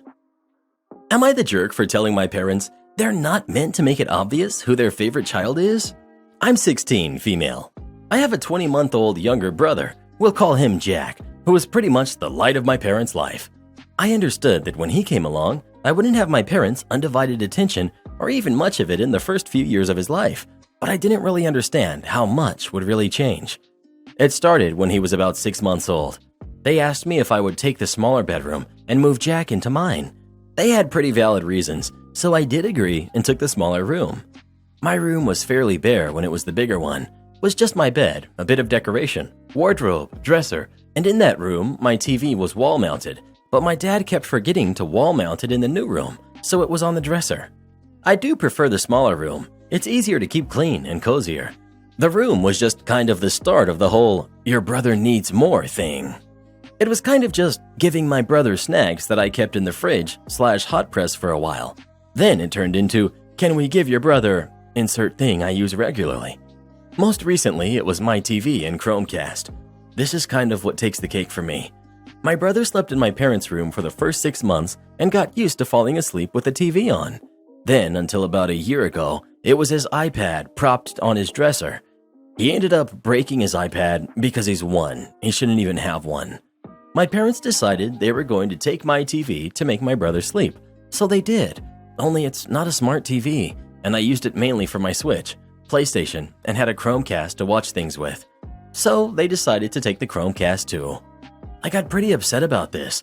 They didn't even ask this time, and when I brought it up, they said I'm saving for a new one anyways. I'm saving for a smaller one, but I'm a bit off still. So I'd only need to wait another few months. I asked them how they expect my brother to sleep in, say, a hotel or at a sleepover if they don't break the habit now. They said they don't know, but they'll cross that bridge when they come to it. I eventually asked what I meant to use my PlayStation on, and they said that I can just wait until I get myself a new one. I asked about the Chromecast, same thing. I'll have to get myself a new one, no compensation. Eventually, I got annoyed and said, you're allowed to have favorites, but you're not meant to make it so obvious who it is. They both got pretty upset at me for implying they have a favorite kid to begin with. They think I'm a huge jerk for that alone and saying I want my TV back. Am I the jerk? How to organize creative, fun staff meetings. In the early teens of this century, I was a chief information officer of a large organization in my country. As a result of my problem-solving skills, the managing director, let's call him Paul, once in a while added problematic departments to my responsibilities. I even ran the communications department for a while. My star within the organization was rising, and at a certain moment, I was informed that I would get a new office, right next to Paul, for easy access. I also struck up a good working relationship with the chief human resources, Harry, and one of the senior directors, Pete.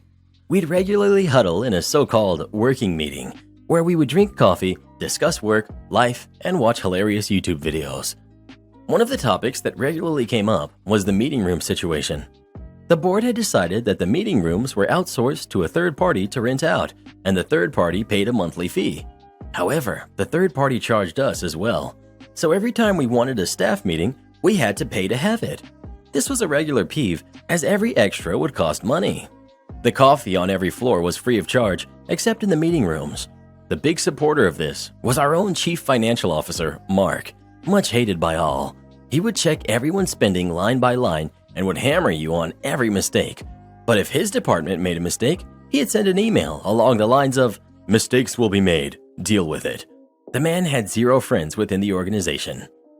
During one of the management meetings, Mark went off on a totally off-topic rant concerning financial waste. Much sighing and irritated looks from all around. Paul, aware that we disliked Mark, did defend him by stating that we should just cut back in spending and look at cheaper alternatives for everything. All of us concurred. We just wanted Mark to shut up. After the meeting, Harry and Pete walked up to me. Go for lunch? So we did. Harry started to say that he had gotten an idea. He explained it over lunch. Our eyes twinkled out of sheer maliciousness. Pete would talk to Paul to get him to agree on principle without explaining the details, and we would execute our plans. A day later, Pete passed by my office and, proudly smiling, just said, "We have a go." And thus the wheels were set in motion. I wrote a mail to my departments that the next staff meeting will be held in a nice bar next to a lake, and that the drinks and snacks will be on the company. First, we will have a staff meeting, which I hope we can keep to the bare essentials, and afterwards, it's a free-for-all. Prospects are it will be sunny, so bring sunscreen and sunglasses. Air beds and beach balls are obligatory. Office dress voluntary. If people want to swim afterwards, that's their choice. The positive reactions from employees are overwhelming. Harry has done it in his department as well. Same result. In the next few days, a vibe goes through the departments. People are happy, motivated, and seem to be a bit giggly. The day arrives, sitting on a beach under a warm sun, with cold drinks in hand, because we're not barbarians. My staff and I worked through the staff meeting in record time. All departmental heads have prepared written reports and distributed them via email in advance. So the only thing I do is, comments? No comments. Next item. The rest of the afternoon is seeing grown-up people behave like kids, splashing water all over the place, sunbathing, and enjoying a wine or a beer. 2 days later, I'm called into Mark's office. I walk in, doing my best impersonation of a saint filled with an air of holy innocence. A vein on his beet-red head is bulging. I position myself strategically at the meeting table so that I can duck when his head explodes. "What in the heck is this?" He throws down the bill for the staff meeting. I glare at it. 800 euros or thereabout for 30-odd people. Drinks, snacks, and the rental of some beach beds. Well within limits. This is a bill for my staff meeting. "That's not a staff meeting. That's a staff outing. And that should be authorized in advance by Paul with a budget. No, that is staff meeting. I would like to remind you that how and when I conduct my staff meetings is my sole responsibility. Furthermore, you emphasized during our last management meeting that we needed to cut back on costs and look for alternatives. So I did. Let me ask you, if I rent a room for a meeting with 30 people there, half a day with coffee and tea, a projection screen, access to the network, and a projector, how much does that come to? He does some quick calculations and comes to roughly 1,200 euros. With an angelic face, I look at him. So, I saved about 400 euros. Now, what exactly is the problem? The way he contorts his face makes me fear he will have to get an ambulance. The meeting room rental is a source of income for us. We must support them. I will not stand for this. We are seeing Paul right now. Sure, whatever floats your boat. So off we go and march into Paul's office. There, Mark explains the whole affair while I keep looking innocent. Paul lets me explain my side of the story, and I reference the calculation. Paul smiles. In my opinion, a very creative way to cut costs and enhance morale. I wish more people would think this way. And may I remind you, Mark, that it was you yourself who stated that we should look at everything. Maybe you should try it as well. With those words, he makes a subtle gesture we all know means you are dismissed. As we make our way out of the office, Paul calls me back. Oh, can you stay for a moment and close the door? I would like to discuss something with you. So I close the door and sit down. Of course, Pete had already briefed me, and I personally signed off on it, as I really think it is creative and hilarious. I'll allow it, as it has a positive impact on employees. However, don't force Mark to have a heart attack. He is a bit of a... I know, but he's also good at his work.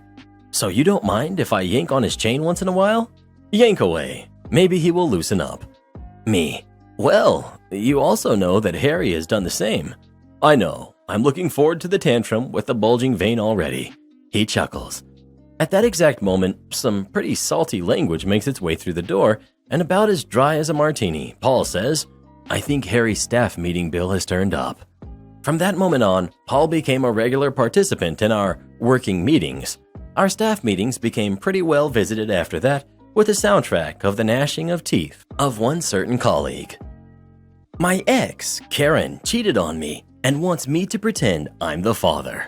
I, 38 male, had a fight with my ex-wife, 41 female, about her kid, Sam, who's 7, and need an opinion from the outside. We have one son together, Jake, who's 9. Sam is not mine.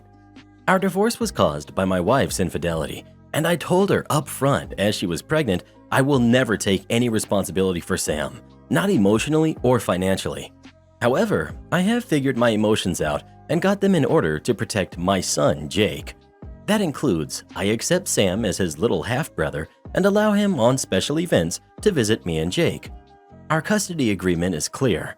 Every second weekend, Jake visits his mom. So my son had his birthday last month where I allowed Sam and X to visit and celebrate with us. It wasn't something big because of the lockdown, just about 15 people, Jake's friends and some family members. Sam loves to mimic Jake, and as he saw him calling me dad, he started to call me dad too. I've spoken with him calmly that I don't want to be called dad by him, but he is allowed to call me by my name. As he had asked why, I explained that he is not my child and I am not his dad. Also, he asked me who his father is, and I responded that I didn't know. He then ran to my ex and asked who his father was. My ex sent him back to ask me. I just told him that his mom doesn't know it either, but I am not his dad, and again, he should call me by my name. However, on this day, nothing happened after my ex tried to pull this crappy move on me. I just ignored it. The problem is, Sam has told this also to his school friends, as the class have played a game where they talk about their family. I have to say that some of the kids there are pure evil. Some of Sam's classmates have started bullying him, calling him names and worse. My ex called me about it, told her that she has to fight over this with Sam's teacher and the other kids' parents, but it's not my problem. She then started to yell at me on the phone that it was my fault kids are calling him names. I respond that I noticed what she tried to pull at Jake's birthday party, and this actually wouldn't exist if she hadn't had cheated, and told her she should try to find Sam's actual father if she wants a man to take care of her son. Ex involved our parents in this fight. Now my mom is nagging me over this and sides with my ex. However, I was not gentle with her either when she called me. Notice, my mom wanted a daughter ever since and saw my wife as her first daughter. That's why I'm in low contact with her, because she tried to force me to forgive my ex. Here's why I might be the jerk. My son has picked up on this whole mess and is now mean to his little brother and rejects to play with him and teases him as well. I've actually made an appointment with a therapist to solve this, but I don't think I can solve it on my own. Am I the jerk here? Edit. I can't be the father of Sam, medically impossible. Also, a court-ordered paternity test confirmed that I am not the father. Update. I told you there was one rule. So, earlier today, I went to the dog park at the same time I usually do. I'm a creature of habit. I take a break from work at this time to go to the dog park for this long, grab lunch on my way home, and hope my dog got enough exercise for me to be in a phone meeting without guerrilla attention-seeking warfare on the part of my dog. He's ripped a webcam off of my desk before and completely derailed a meeting I was in for an entire hour while everyone else had a pet show and tell. There's a really large SUV with some limo-tinted windows sitting idle in the parking lot, which really isn't strange because the dog park's parking lot happens to be a very popular lunch spot with folks who work nearby. So I pitch my dog into the car.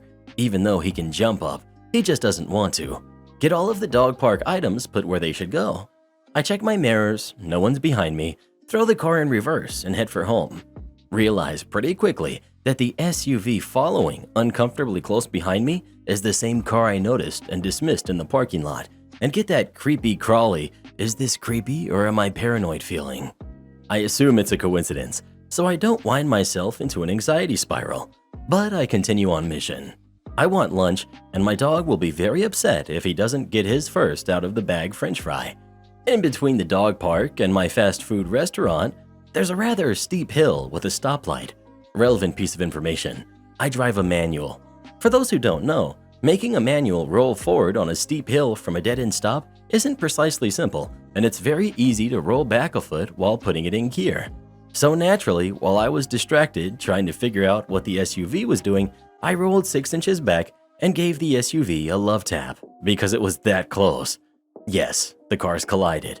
No rational being would consider this an accident worth bothering the police over. There simply wasn't enough room for my car to speed up to a point where anything more severe than a paint smudge could have happened. We were also in the middle of a very busy intersection. My plan was to get off that godforsaken hill and pull over someplace where there's more room to maneuver than a 2-lane road on a steep slope. So I roll forward and look for a spot with enough space for 2 cars to pull over. Before I make it a car length, this SUV has started to lay on their horn and flash their high beams at me repeatedly. I proceed with my plan because road safety is a thing they teach us in driver's ed. I pull in and exit my vehicle, bracing myself for whatever it is that's coming, and the SUV proceeds to sit there. No doors open, car just ominously idling. It's a tall enough SUV that I can't really see over the hood very well, and I'm not going to start something by walking around to the side of the car. A few minutes pass, and then 2 police cruisers roar up to us with sirens on and moving at an alarming pace for a run-of-the-mill, not accident. The 2 police officers block both of our cars in and exit their respective vehicles with weapons drawn. I put my hands up and start pretending I'm a statue, because what the heck is going on? Then I recognize the policeman I had spoken with a couple of weeks ago, and he returns the favor, following shortly after by him putting the gun back in its holster. While I'm slowly unfreezing and trying to determine if I had just wet myself, he turns to the other officer and says some numbers or something, which I guess in cop speak means nobody is in actual danger here. And she puts her gun away as well.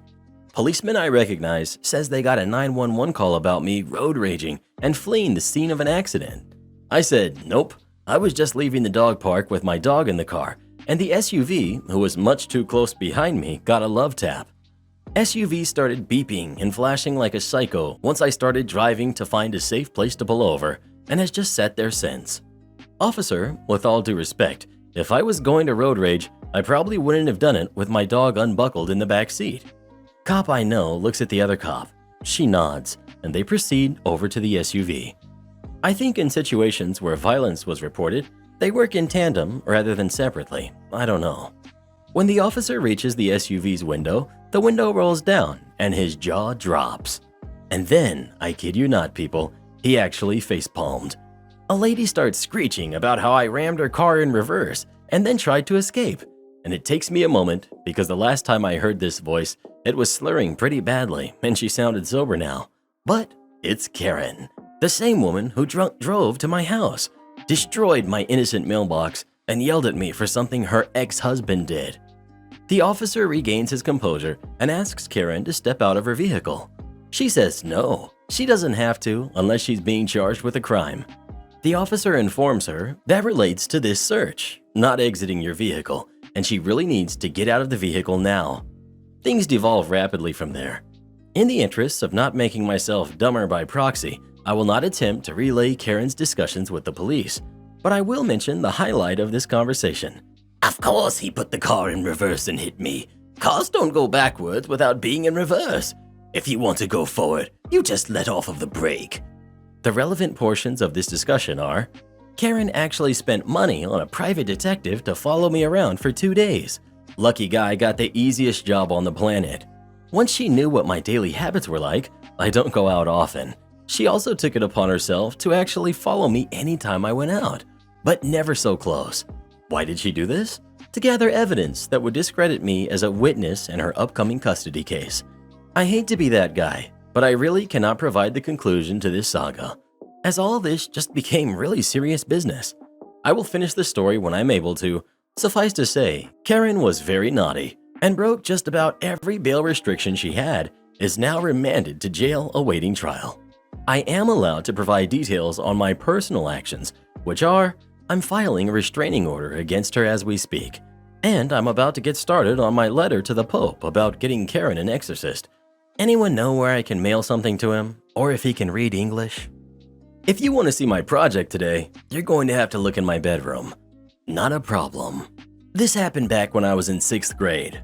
Not afraid to give details here, as this happened to me and the malicious compliance was on behalf of my 6th grade social studies teacher, who I'll call Mr. Logan. So anyway, we have an assignment due that's a diorama of a topic we were learning about. I know this makes no sense, but I honestly think that dinosaurs were involved. We had a whole month to work on this project, and I just, well, didn't do it. I had a shoebox and some clay, but I never really made anything and just figured I'd take the hit. I was just beginning to understand how grades worked. So class begins, the period before lunch. All the kids have set up their dioramas, and Mr. Logan somehow manages to notice that mine is missing. He says to me, "Richie, so where's your project? The rest of the dynamic duo did his." He called me and Mike the dynamic duo, 2 chuckleheads in the back of class. I replied that I forgot it at home. Mr. Logan must have saw my beads of sweat when I said this, because he was all, "Oh, really? I really need to see this project today." I replied, "If you want to see my project today, you'd have to look in my bedroom, because it's there." "And completed?" he replied. "Yep," I said. He then said to see him after class. This was the worst part, not knowing what was going to happen. He got me alone and said, "So, you really left it at home, huh?" I doubled down and said, "Yeah, I just forgot it was today." He said, "Okay, come with me." I'm thinking, great, he's going to bring me to the principal. He walked to the principal's office, talked with his secretary, got a piece of paper from her, and continued to pass the principal's office out into the parking lot into his car. As we were walking to his car, I just kept looking at him, asking myself whether this guy was just calling my bluff and waiting for me to say, okay, I didn't do it. But nope, he just kept on. Had me get in his car, handed me half of his sandwich, asking if I was hungry. But of course, I couldn't eat. I had too big of a lump in my throat. At this point, my adult self is realizing as I'm typing this that this would be a great time to not waste an educator's time, to fess up so we didn't have to drive all the way to the closest shore house in Germantown to find out that I didn't do the project. I thought none of this. I just kept trying to remember how much of my diorama was done, and if I could run upstairs of my quadruplex and slop something together real quick. That's what I had to do when I got to the last house on the left. I ran upstairs, ran past my sleeping father, and threw together the crappiest looking thing you've ever seen, using pieces of Upwards, a G.I. Joe, and some clay I quickly fashioned into a dinosaur. When he saw what I brought down, the disappointment I expected to see on his face just wasn't there. He was nothing but smiles. He said, half laughing, "Richie, I could see you from down here. Which, through my bedroom window, must have been a hilarious sight of me frantically running around putting together a project I obviously didn't do. I got a D on the project and eventually in the class. Edit. Mr. Logan was the first teacher I had where I was comfortable enough to joke around with my neighboring student. However, we all still feared and instantly respected the teachers like him in the 80s. He was your typical sit down, open your book, read your stuff, and rarely take a test type of class. It was all about this diorama, and I made the mistake of not taking it seriously. Seeing him smile at the time was not as comforting as it is now thinking about it. I think he genuinely just wanted to see me squirm. Wherever Mr. Logan is now, who knows? I wish I knew his first name. Regulars complain about us having to lower capacity because the owner has cancer. Bit of back info. My parents own a small restaurant, 8 tables outside, roughly same amount inside, although I can't use 3 tables due to the 1.5 meter distancing rule. Usually, they both ran it on their own, with first me helping until I moved away for university, until my brother started helping out for pocket money. My dad cooked himself and used to work like a bee until he was diagnosed with cancer last week. Ever since then, he occasionally works for 2 hours when he feels good. Most days, he's really tired from chemo. I moved back to my hometown. Now it's the 3 of us, Mom, Bro, me, running the business. Despite its size, the restaurant is really popular, so we're booked out almost every day. However, since my dad, who can cook for 5 tables at once, stopped working, we kinda had to rearrange, meaning my mom now cooks, my brother does the main service, and I do the drinks, bills, and clean up the tables.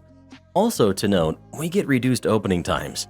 My parents used to be open all day, but since my brother is still going to high school and I work until 5 p.m., we are only open from 5:30 p.m. to 21:30 and an order stop from 20:30. It's so infuriating, to be honest. People always knew we were a small business. I guess they like the small family business aesthetics. Sauce is made from scratch. So are appetizers like spring rolls, summer rolls. We also serve homemade pho and boon dishes. Every day I have the same argument. People don't reserve at all and demand a table. People trying to reserve 1 hour before peak hour. People calling in before we even open, etc. The absolute cherry on top happened a few days ago. I'm still hung up over it, so I'll try to get it off my chest. There's this couple that has been eating here for years. Usually, both are really chill and nice. They tip well, and we really like them. However, they have the really bad habit of always coming in really late, not reserving or calling in 1 hour before they come. My dad, in his prime, would always squeeze them in, even let them eat even after we stopped serving. Whenever they call me now, I try my best to squeeze them in, but it's very difficult, and sometimes I have to ask them to wait. Usually no big deal. The past 2 times they called in literally during the peak hour. The 3 of us were very busy. I had reservations throughout the evening. The husband called in, wanted a table for now, and my brother declined, saying we were completely booked out. After 5 minutes, his wife calls in, asking the same, but we were still booked out, so we really couldn't squeeze them in. Roughly 2 or 3 days ago, the husband calls in again, wanted to come at 2000. Usually, I would not have minded, but especially this week, my dad got chemo. He was in pain and not feeling well. Usually, if someone has late-stage cancer like that, they shouldn't be alone while their family works, but I guess sometimes it do be like that. I already told customers serving stops 30 minutes earlier today because of the above reasons. Everyone was super understanding, apart from this regular. Him. But you guys aren't even closing at 8. Me. Yes, I know, but today my dad is feeling bad, and we would like to close earlier today. If you want to come in a bit earlier, I can keep a table for you. Him. I'm still stuck at work. Well, I know it's your guys' business, but this kinda sucks. Me. I'm really sorry we can't stay late. Maybe you could try some other time. Thinking that was it, I returned back to work when my phone rang again. Him. I have to get this off my chest now. I think it's ridiculous you don't take reservations anymore, although you guys close at 9:30. Why don't you change your closing time to 8 then? People rely on you, and you let them down. You can't just close whenever you want.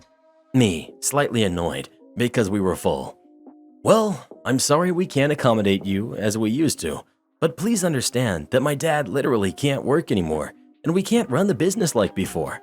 We have to make cuts, and I'm sorry it upset you. Him. I think that is not a way to treat customers, and I really starting to dislike you guys. Also, your brother hung up on me last time when we tried to call. That is not good customer service. Note, that never happened. Usually we try our best to seat them, and I cannot imagine my brother hanging up. I even asked and he said no. I just said we were full. At this point, I was really upset because not once has he mentioned how out of their way my parents went for them all these years. Heck, if he bothered to complain about our opening times, how come he didn't even bother checking the service stop? I ended the call by telling him that I'm sorry he's upset, but we have a lower capacity now. If he wants to understand or not is up to him, but it's not like I can uncancer my dad. He hung up, and I guess we won't see them anymore. Am I the jerk for not wanting my brother's stepkids in my wedding? My fiance and I are getting married in November, and after delays due to last year, are finally getting to the nitty-gritty details of planning. Within the last year, my older brother, Pete, has gotten married to a woman with 2 kids, who are 6 and 8. I met them a couple of times. I'm not exactly a kid person, but they seem pretty normal, so that's good, I guess. This Sunday, my family had brunch at my parents' house, and Pete came with his wife and stepkids. He was asking me about my wedding and how planning was going, and then asked if we had plans for the flower girl and ring bearer. I told him that we weren't having a flower girl, but we've been training our German Shepherd mix, Bubba, to calmly walk down an aisle we set up to have him play a fake ring bearer role. Actual rings will be kept by best man to be safe, but guests won't realize that. Bubba is a service dog dropout, so while he wasn't up to par for those standards, he's still better trained than 90% of dogs. Pete asked if his stepson could walk the dog down the aisle and stepdaughter could be the flower girl. I told him I hadn't thought about that, but we'll see. Well, yesterday he calls me and asked if I've given it any thought, and I told him that I actually just want to stick to my original plan. My fiance and I have been excited for our plan, and to be totally honest, we just don't really want kids to have a part in our wedding. We're not going totally kid-free since a couple of our friends who need to travel will be there, and we realized it wasn't realistic to expect them to come out without their kids, so they will be guests, but not in the wedding. Pete got really mad at me, accused me of not accepting his new family into the larger family. Apparently, his wife doesn't feel accepted by my parents, and now us. I guess my sister made a comment about her infant son being the only grandchild so far, and that really rubbed them the wrong way. I'm staying out of the whole thing. Pete texted me again this morning, and honestly, I'm just getting annoyed with him and told him basically if he wanted to showcase his new family, he should have waited to have a traditional wedding, not try to force them into mine. I feel like that might have been harsh now, and I'm feeling a little guilty. Edit. Forgot to mention, Pete had a small courthouse wedding in the last year, so no large wedding. My sister's comment was offhand and not meant to be a dig at my brother's wife or her kids. When she realized how it was perceived, she apologized, but everyone knew what she meant. Nobody has been mean to the kids. I'm done replying to comments now. Thank you to most of you who are reasonable, even if we didn't agree. But I want to say that everyone who suggested an alternative role for them is totally ignoring the fact that I said my fiance and I don't want kids to play a role in our wedding. We would have preferred a completely child-free wedding. We are already compromising by letting them attend as guests. Am I the jerk for buying a 2-seater car when dating a father? I've been dating Thomas for about a year. He has a 2-year-old daughter. We're at a point where he trusts me to watch his daughter for a day as a favor, but we haven't gotten to a co-parenting stage of the relationship. It started as a very casual thing and stayed that way for a while. It's only now getting more serious. I was in the market for a new car. My '98 Camry was overdue for the junkyard. I wanted a convertible, something small, because I live in a cramped city that was laid out before cars were invented. Short and easy to parallel park, cheap to maintain and reliable, affordable. I told Thomas that I was shopping for a new car. I wanted something small and reliable, but I didn't say much more than that. He didn't seem that interested. I bought a 2005 Mazda Miata for a pretty good price. It was low mileage and in great condition mechanically. When I showed Thomas the car, he was upset with me. He said that he didn't realize I meant 2-seater when I said small, and that it wouldn't be possible for us to go places with his daughter in the car. I said that he still has a car, a huge Lexus LX, which fits so much, and that my parents always had one family car and 1 or 2 fun cars, like one practical sedan and one doorless Jeep with the back seats pulled out, and various project vets. The Jeep didn't have seating for the whole family, but that was okay, and the vets didn't have the newest safety features, so they weren't used to transport the kids. Thomas said that the Mazda I had bought wasn't even good for him to be riding in. He had responsibility as a parent to keep himself safe, and riding in an old small convertible wasn't safe like a newer larger vehicle, let alone me driving his daughter if I was looking after her for a day. She is at backseat only age, and my car has no backseat. I said it was safe enough. It was probably an upgrade from my busted Camry anyway. He said it was selfish and reckless choice, and even if we were trying to do the one fun car, one family car dynamic, that's something to talk through, not go buy a car that excludes his daughter from ever joining things I do. He also asked how long I plan on keeping the car, and I said I plan on driving it into the dirt. I'll keep it as long as it keeps going. He asked if I'd thought about how I'd still be having this car when his daughter grows up, and I said I hadn't really thought about it. He got frustrated with me, saying I was being thoughtless. I said I thought stuff would be fine since he already has a family car, and how many cars does one kid need? My family always got by with one car for the kids. Am I the jerk for buying a two-seater car while dating a father? Am I the jerk for not forcing my niece to visit her dad? My niece, Tessa, 17, has a restraining order against my sister, her mom. She used to live with her dad, my ex-brother-in-law, full-time, and when she was younger, he'd drop her off at my house and leave her here for months at a time. Even when he stopped leaving her with me, she'd ride her bike to my house and stay there for hours almost every day. Then, last year, I moved almost 8 hours away, and I'd fly Tessa out to see me 1 to 2 weekends a month. 8 months ago, Tessa asked to move in with me because her mom kept violating the restraining order, and her dad was refusing to do anything, and because her relationship with her brother was taking a toll on her mental health. I talked to her dad, and he gave me guardianship, and there's been a huge change in Tessa since. She's so much happier and more outgoing. She went from C's and D's to all A's and a B+, and she made friends. We had a deal that Tessa would fly out to visit him 1 weekend a month. After a week, Tessa's brother called her and asked when she's coming to clear out her room. Tessa asked what he was talking about, and he said he wanted to turn her room into a game room. Tessa called her dad and asked what was going on, and he said that her brother had been asking about turning her room into a game room, but he hadn't given the brother an answer yet.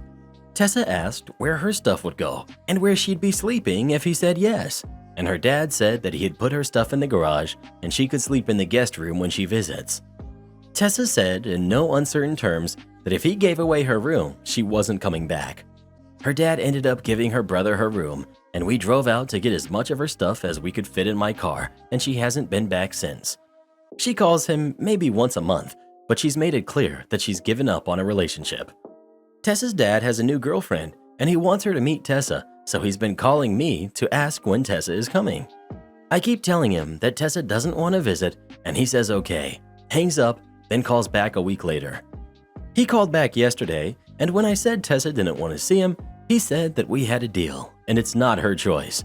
I told him I wasn't going to force her to visit him, especially after he let her brother turn her room into a game room, and that he didn't care about that deal for the past 8 months.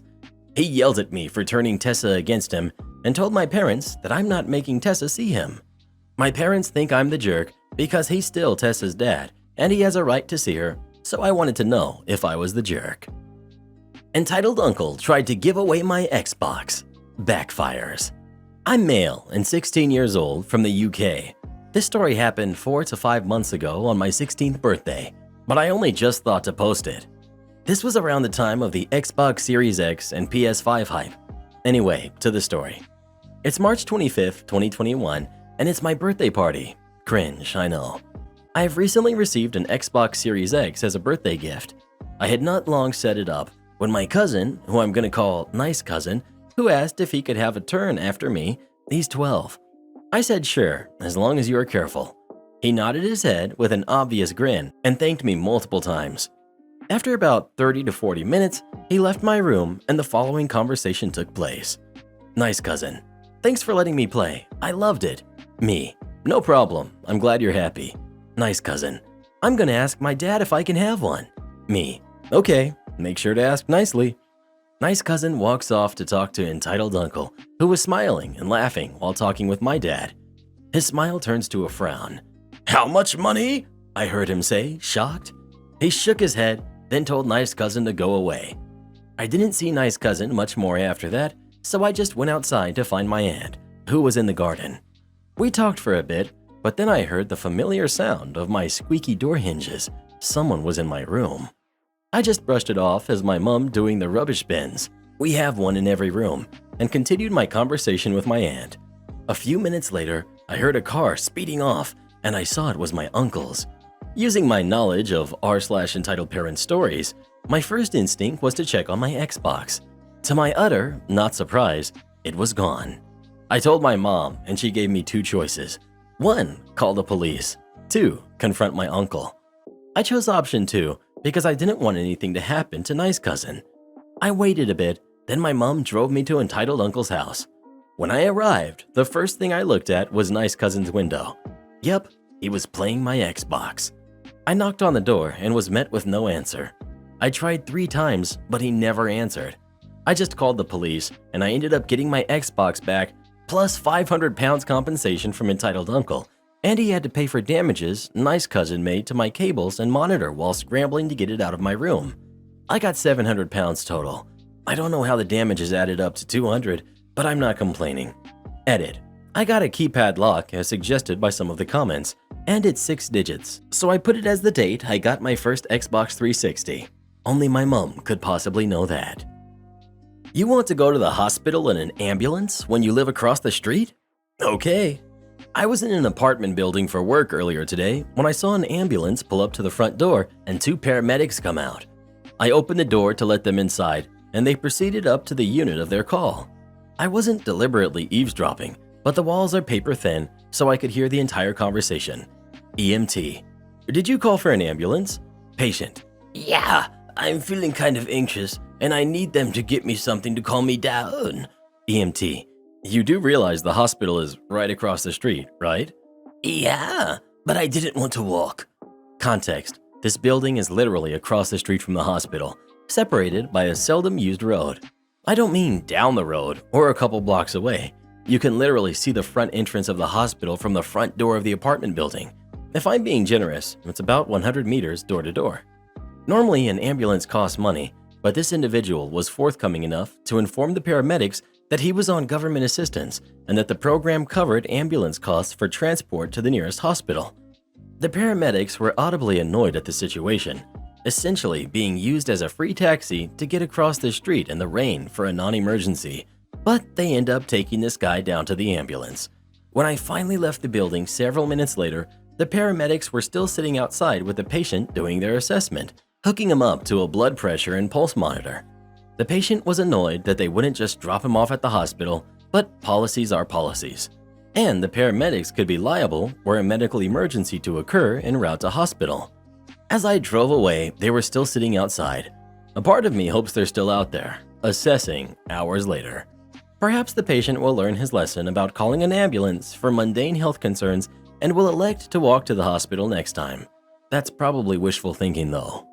Karen's sister-in-law demands to live with us. I kick her out. I have 5 kids, quadruplets aged 5 and a 10-month-old, as well as in the early stages of pregnancy.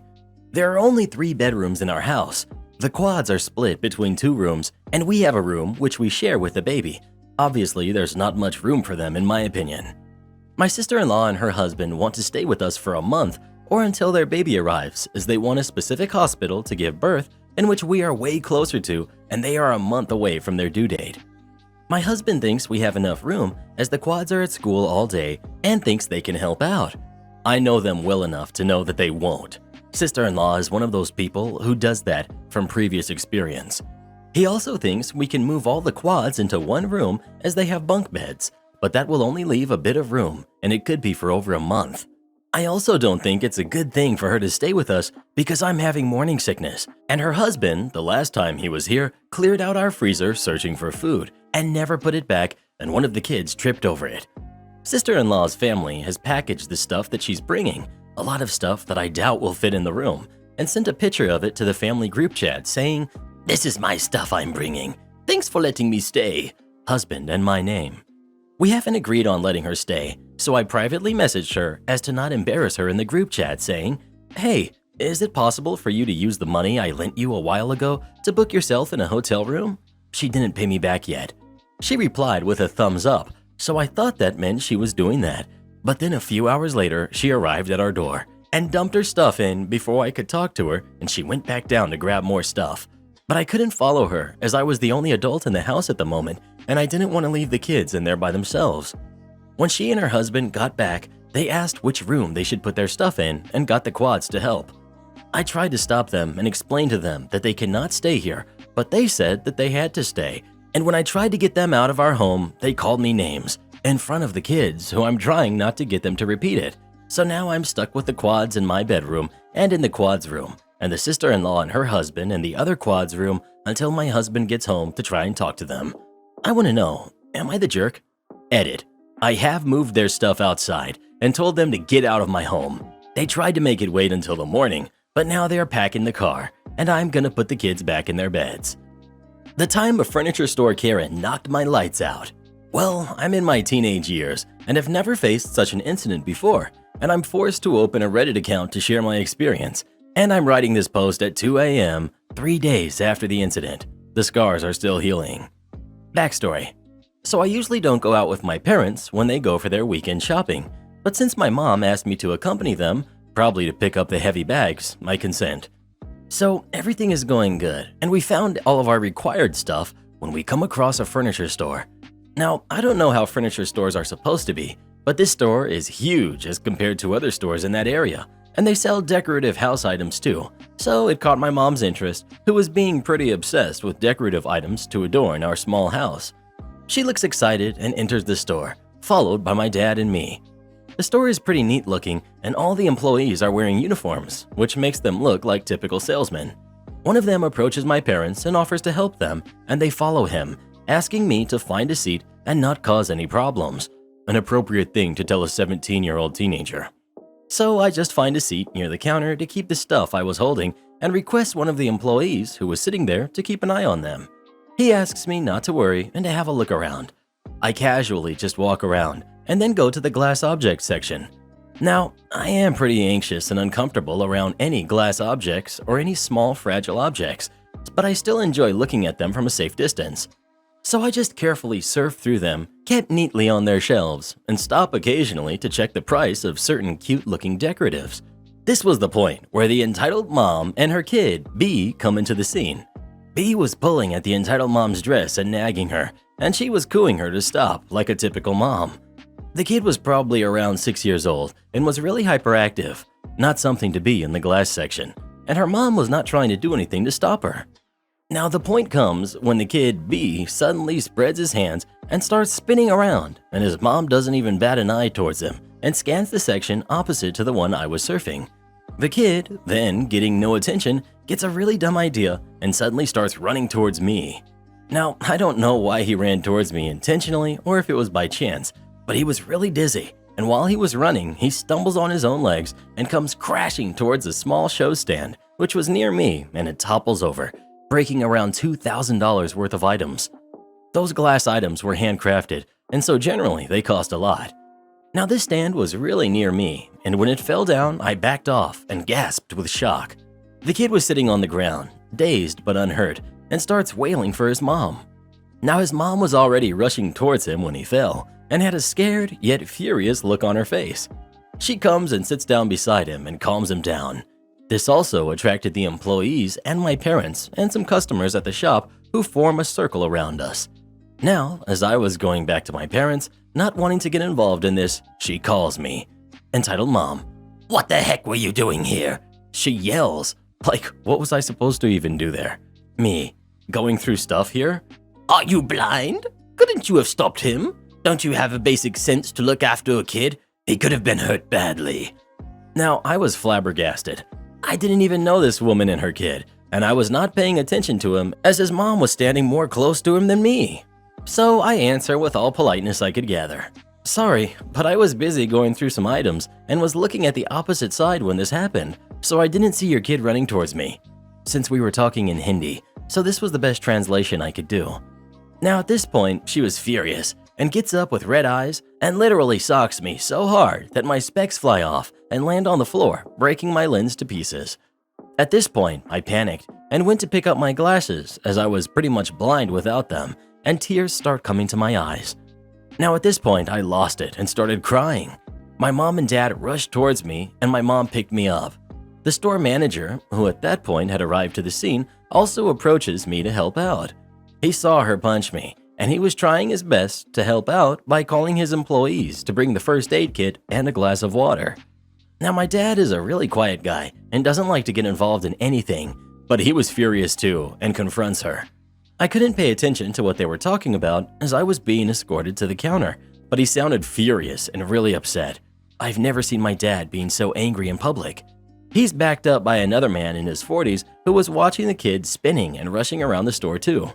He was also furious at the lady for hitting me so badly. Now, the lady was acting all innocent and sad and was talking about how the kid got ADHD and it wasn't his fault for rushing around the store.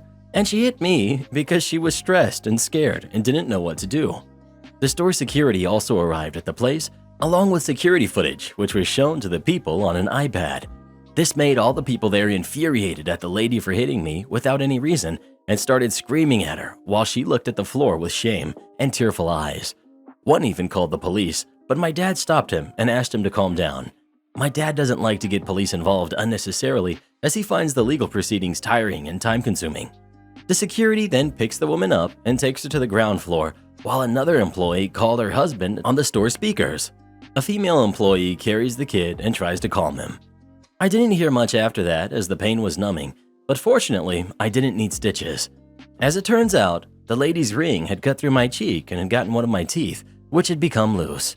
My mom was upset and wanted to call the police, but my dad seemed to make her understand the futility of it, and the manager also convinced her that they will take appropriate actions to punish the woman without getting the police involved. The woman was fined $2,800 for the losses and trouble she caused and was banned from the store in front of every customer in the store. They also took us to the hospital to get my wounds checked and gave us around $275 check for our troubles and our support in this case. The incident was enough to not go to any furniture store again soon. My mom and dad also were feeling guilty that they took me out with them and were trying to make it up to me by taking me to a restaurant and were trying to avoid the topic of the incident until this day and are acting good enough to make me cringe. Don't want a woman working on your car? Okay, have fun waiting. Many years ago, I worked at a car dealership. The attached service garage was small and I was the only licensed mechanic. I would occasionally have issues with male customers. They would second guess my diagnoses, watch me while I work on their cars from the bay door, double check my work in the parking lot, etc. I didn't deal with customers directly and would often get my apprentice to pull cars in and out of the shop for me. This morning in particular, we were busy. The lot jockey and apprentice were occupied helping wash cars for delivery and driving to a customer's house. The service advisor left a work order and keys at the parts counter, and I went out the front through the service door to get to the car. It was in for a service campaign, which was an update done with a scan tool. It takes about 10 minutes. The customer was planning on waiting and was sitting in service. When he saw me with his keys in my hand, he immediately stood up, alarmed. I was hustling, so I walked right by him and out the door. I missed the following conversation. According to the service advisor, also female, customer. Who is that chick? Is she going to be working on my car? I don't want her working on my car. Advisor. The other tech is out at the moment, so it's going to be quite a wait until someone else can look at your car. That's fine. I'll wait for a guy. I don't want her touching my car. Advisor politely. Understood. The advisor comes to let me know, and I pull the car out and put the work order and keys back on the counter. Half an hour passes, the apprentice is still away, and I'm happily working on something else, bringing other cars in and out. The customer is now watching each and every person who comes through the door. The high school co-op student comes in to get something signed. The customer's keys are still sitting on the desk. It's been about an hour now. Customer. Hey, why hasn't my car gone in yet? Can't you get this guy to do it? A. No, sorry, he's just a co-op student, so he's not allowed to drive the cars due to liability and insurance concerns. Just get someone else to bring the car in and he can do the work. This was supposed to take 10 minutes. Advisor. Sorry, sir, he's just a high school student doing his co-op. He's not approved to perform warranty work. Only licensed techs and apprentices can do the recall. The car jockey returns. The advisor hands the car jockey a different set of keys, and he brings yet another car into the shop for me. The customer is becoming incensed. Customer: I've been sitting here for over an hour, and I've watched 5 cars go in before mine. My appointment was for 8 a.m. This is getting ridiculous. Blah, blah, blah. At this point, he says that he literally doesn't care who does the recall, but that it has to be a guy. The service advisor starts listing off the names of the men who work in the dealership, then saying why they can't perform the recall. Well, there's Harmon, but he's just the car jockey. He doesn't know how to work on cars. Then there's Jeet, but he's about 17. I wouldn't want him doing the recall personally. I guess we could ask Mike, but Mike is the parts guy. He doesn't know how to use the scan tool. The detailers are men, but they know nothing about cars. The customer is fuming at this point and demands to talk to the service manager. The manager comes out of his office and guides the customer into the garage. He's pretty old school, lights up a cigarette, standing at the end of my bay, and points at me. That's my best technician. Those guys take orders from her. You can either wait for her to finish what she's working on, and then you can ask if she's still willing to do your work, or you can take your car somewhere else. The guy was pretty shook up at this point, and he took his car and left. 2 hours after he had first arrived. I don't think we ever saw him again, which was not much of a loss, all things considered. The manager in particular always stuck up for me and took my side. The service advisor has this very deadpan sense of humor. She knew full well it would easily be an hour before the apprentice would return from his errand and that no one else could do the recall. This was not the first jerk we had encountered. Yes, checking in at 11 p.m. is just like checking in at midnight. Ring, ring, ring, front desk phone. I'm literally about 5 minutes into my audit shift. I haven't even grabbed a cup of coffee yet, so I pick up and get the delightful, "Do you have any rooms?" Lucky for them, I do. It's my last room, a king standard. I do the routine, tell them the rate, and... "So, if I come in now, what is my checkout time?" Me: "Checkout is 11 a.m. "Why?" Me: "I'm sorry, but why what?" "Why is checkout 11 in the morning when I'm coming in at 11 at night?" Me: "That's just standard checkout policy. I usually offer a noon checkout to later arrivals, but I don't have any available tonight due to a large group coming tomorrow." They then hung up, so I go around doing my thing, wasting time until something interesting happens. Around 12:30, I'm about to lock the main doors as a guest walks through. Guest: "Hey, I'm checking in." Me: "Okay, I'll take care of you in a couple of seconds here." I finish locking the door and head up to the desk. "What was the name of your booking?" "Grungy McEntitlement." Me: "Weird, I don't see a booking for you. Do you have a confirmation number?" We do this for a few minutes until they're finally able to find it. Well, that explains it. It's for tomorrow. I apologize and let them know their booking is for tomorrow. Before I could finish, they cut me off. "I know. Some idiot told me I'd have to check out at 11 if I came in last night, so I booked it for today." Me: "Oh, heck no." Well, that idiot was me. So here's what I can do for you. I can check you in now, but you'll be charged with 2 nights. Or I can change your arrival date for today, and you can stay the night and check out at 11. "That doesn't make sense. You told me if I came last night, I had to leave at 11.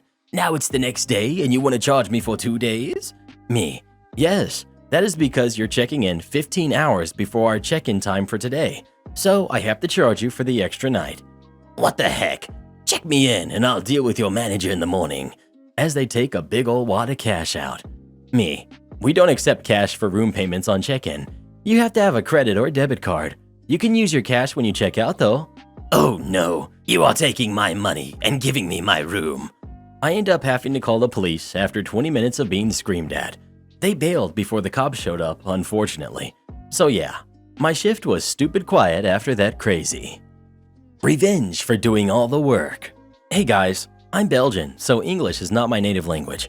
Some backstory to know. This is an old story. I was like 12 years old at the time, and I loved creating games. Nothing impressive, things like Breakout, Pac-Man.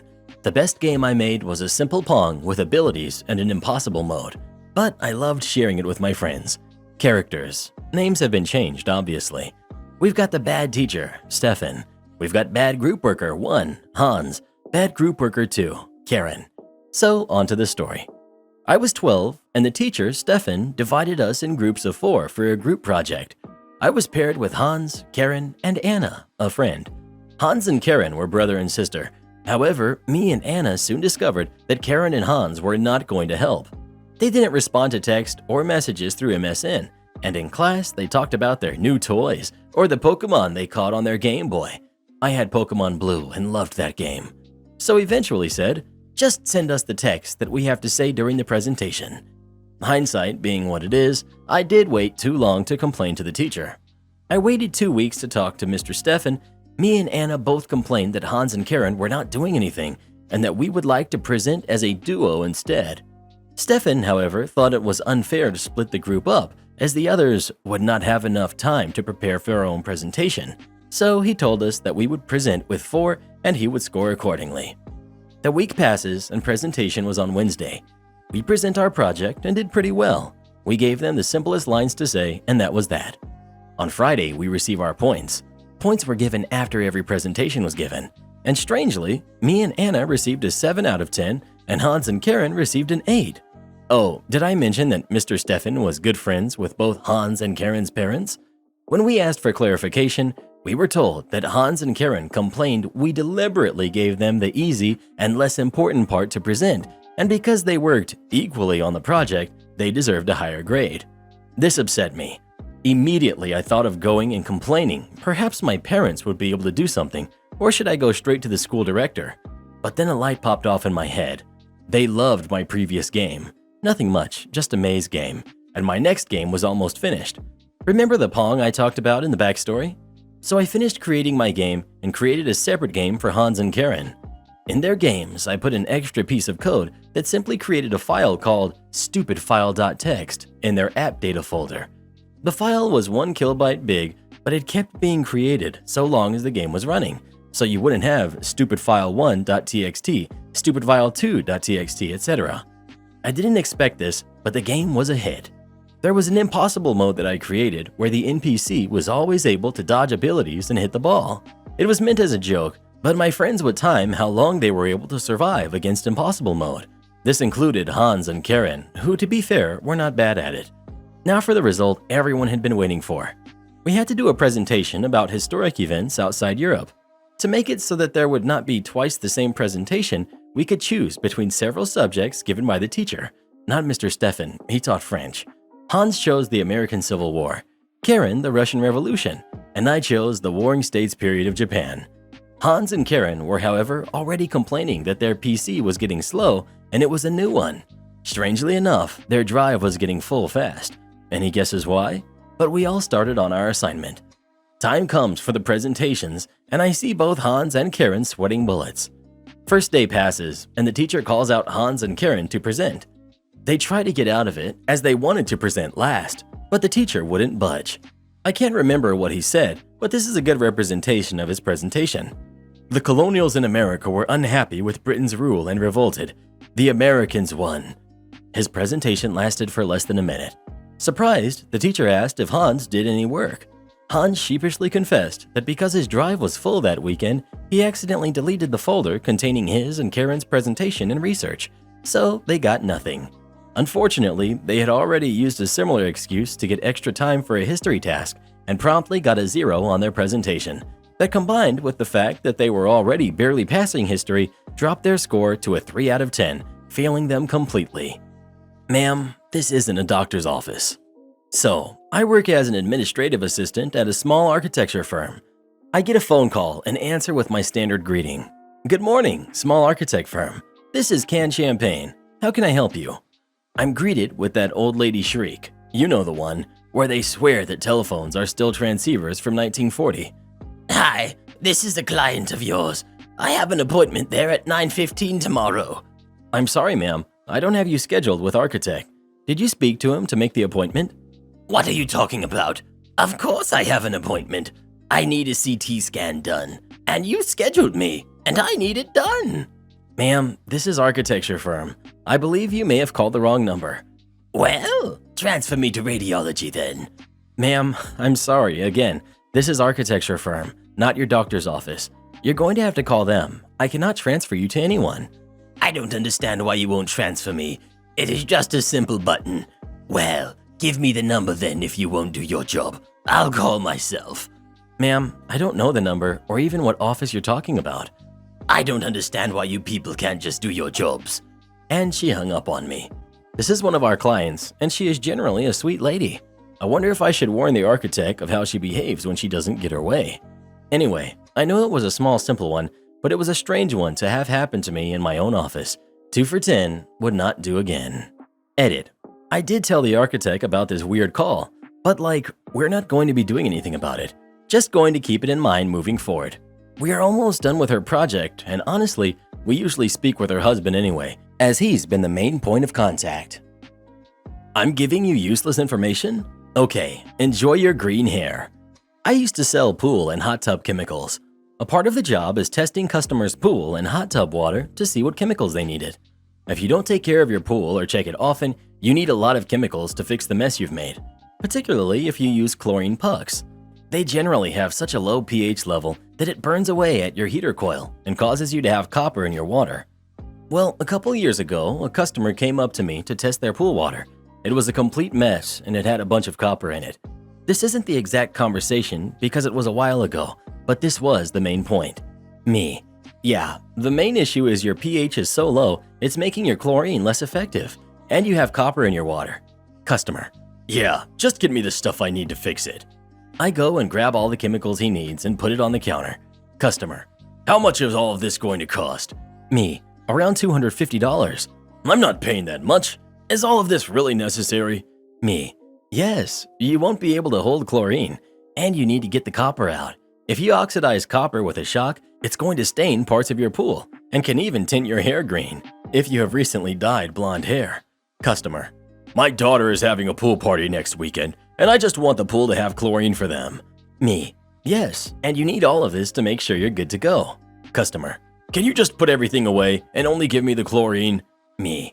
Fine. I'm not going to argue. I don't work on commission. Fast forward a couple days, and the customer's wife comes in. It was subtle, but you could tell her hair had a funny tint to it. She asked for all of the chemicals that I recommended to her husband, and she paid with zero hesitation. The husband never came in again, and his wife took care of the pool from that moment forward. The next time the wife came in, it looked like her hair had been dyed the original blonde color she used to have. Cousin wants grandma's house for free.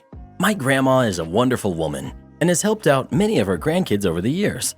When I was little, one cousin lived with her as my aunt went through a nasty divorce so that my cousin would have a safe and supportive place to live. Another aunt had her husband leave her and needed to work full-time, so some other cousins stayed with her after school for years until my aunt got off of work. My own family lived with my grandparents for a year when my dad had lost his job, and I lived with my grandma for a few months with my wife and new daughter after college until I got a real job. Some cousins have misused my grandma's generosity over the years, but she wasn't afraid to stand up at a point and say enough is enough. You've had enough time to get your feet under you and get out on your own. One cousin wanted to leave her small town for better opportunities, and grandma lived on the edge of a large urban area and let my cousin stay with her while searching for a good job. She found part-time work and seemed to enjoy having her own money and helped grandma around the house to get to the store because grandma didn't like to drive anymore, go to the doctor, fixed a few things around the house, etc. She really was helping, but didn't keep growing, finding more work or getting school or training to make it on her own. Grandma's health has slowly been fading. She's in her 90s after all, and grandma's children decided she was going to live with one of them until she needed either more care or passed, and at least one child can be there with her when that happens. To help pay for the possible specialty care, they are going to sell grandma's house. Cousin is upset. She's been saying things like, "You can't take away my house," and "You're throwing me on the street." Her sisters tried reaching out to her, and it turns out she really thought that by fixing the fence and some other things, that the family would be grateful and just let her live in the house forever. The rest of the cousins are thinking, what makes you so special to get a 4-bedroom house all to yourself, and the rest of us get what for an inheritance? Now, I don't expect anything from my grandparents' will. I'm just upset that my cousin thinks she gets the whole house for nothing. My grandparents' will says to sell the house and split the money between the kids.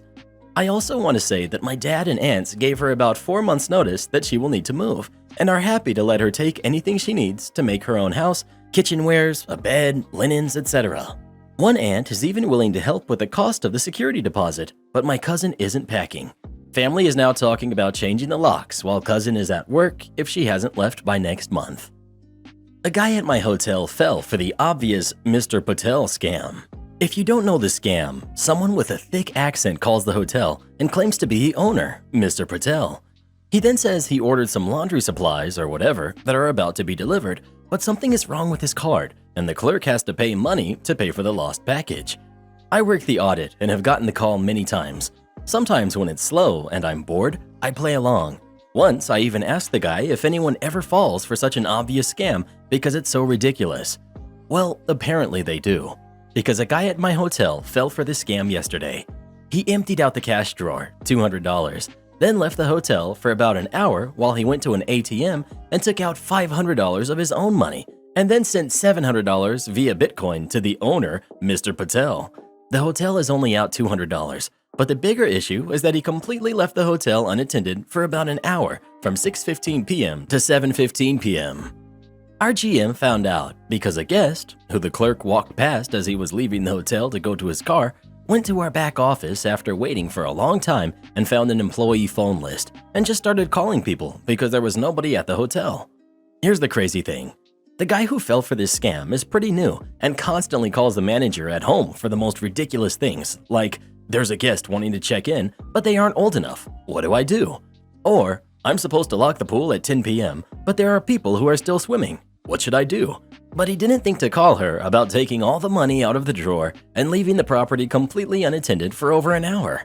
Also, the owner is very hands-on and the clerk just saw him a couple of hours before this all went down. It's just mind-blowing that someone can be so stupid to fall for such an obvious scam. He's off for a couple of days and they haven't decided if they're going to get rid of him or not. Not for losing money, that's insignificant, but for leaving the hotel completely unattended. I watched it on camera that night, and at one point there were 6 people waiting in the lobby to check in, with a couple of them going behind the desk and into the back office looking for the desk clerk. I think the fact that he's $500 out of his own money is punishment enough, and I can pretty much guarantee he won't fall for that again. But I'm not a decision maker. The GM wasn't very happy about being called on her cell phone by a guest who got her number from the emergency contact list in the back office. Am I the jerk for telling my mother that my husband is not her replacement son? My parents have 2 kids, me, female 26, and my brother Dan, male 34. Dan had a rough time growing up, and frankly, my parents failed him. As a teenager, he struggled with severe addiction and mental illness, and they did almost nothing to help him. By the time he was done with college, he had completely cut off my parents. To this day, Dan and my parents are still estranged. I, on the other hand, still speak to my brother regularly. My parents, especially my mom, take every chance they can to mourn the loss of their son and act as though my brother wronged them by leaving. Dan has told me he wouldn't mind reconnecting with them, but only if they reach out and apologize first. I've encouraged my parents to do this, but they insist that he betrayed them. I got married early last year to my husband Jeff. We have a happy marriage and he is adored by all my friends and family, but I feel like my parents have been crossing some boundaries. For example, whenever we've gone to visit them, they insist that he sleep in Dan's room, saying that their son, my husband, has come home and should sleep in his rightful bedroom. Before the lockdown, my dad would take Jeff out to sporting events and introduce him as his only son. Most of the pictures of my brother in my childhood room have been replaced by pictures of my parents with Jeff. The other day, my mom called to invite me and Jeff over for the holidays. I told her I wasn't comfortable traveling during what's going on. She was irritated but dropped it. Then she called Jeff and begged him to visit without me because apparently, it's cruel for a mother to be without her kid on Christmas. Jeff politely told her he wasn't going to visit without me. She's been emotionally blackmailing him ever since, sending him pictures of stockings with his, my mom's, and my dad's name on them and saying, "But we already promised so-and-so that our son will be in town." This felt ridiculous and unsettling, so I called her up yesterday and explained to her that she's violating our boundaries. Jeff is not her replacement son, and no matter how much she pretends she doesn't have an actual son, she does, and it's her responsibility to make up for the damage she did to that relationship before it's too late. She started crying and called me cruel for mentioning Dan and said I have no idea what it's like to be a mother and it's disgusting that I'm trying to deprive her of a son when she has already lost one by keeping Jeff away from her. My father agrees with my mother and Jeff agrees with me, though he doesn't like to rock the boat and thinks I should apologize anyway. I thought I did the right thing, but now I'm really not sure if I went too far. Am I the jerk?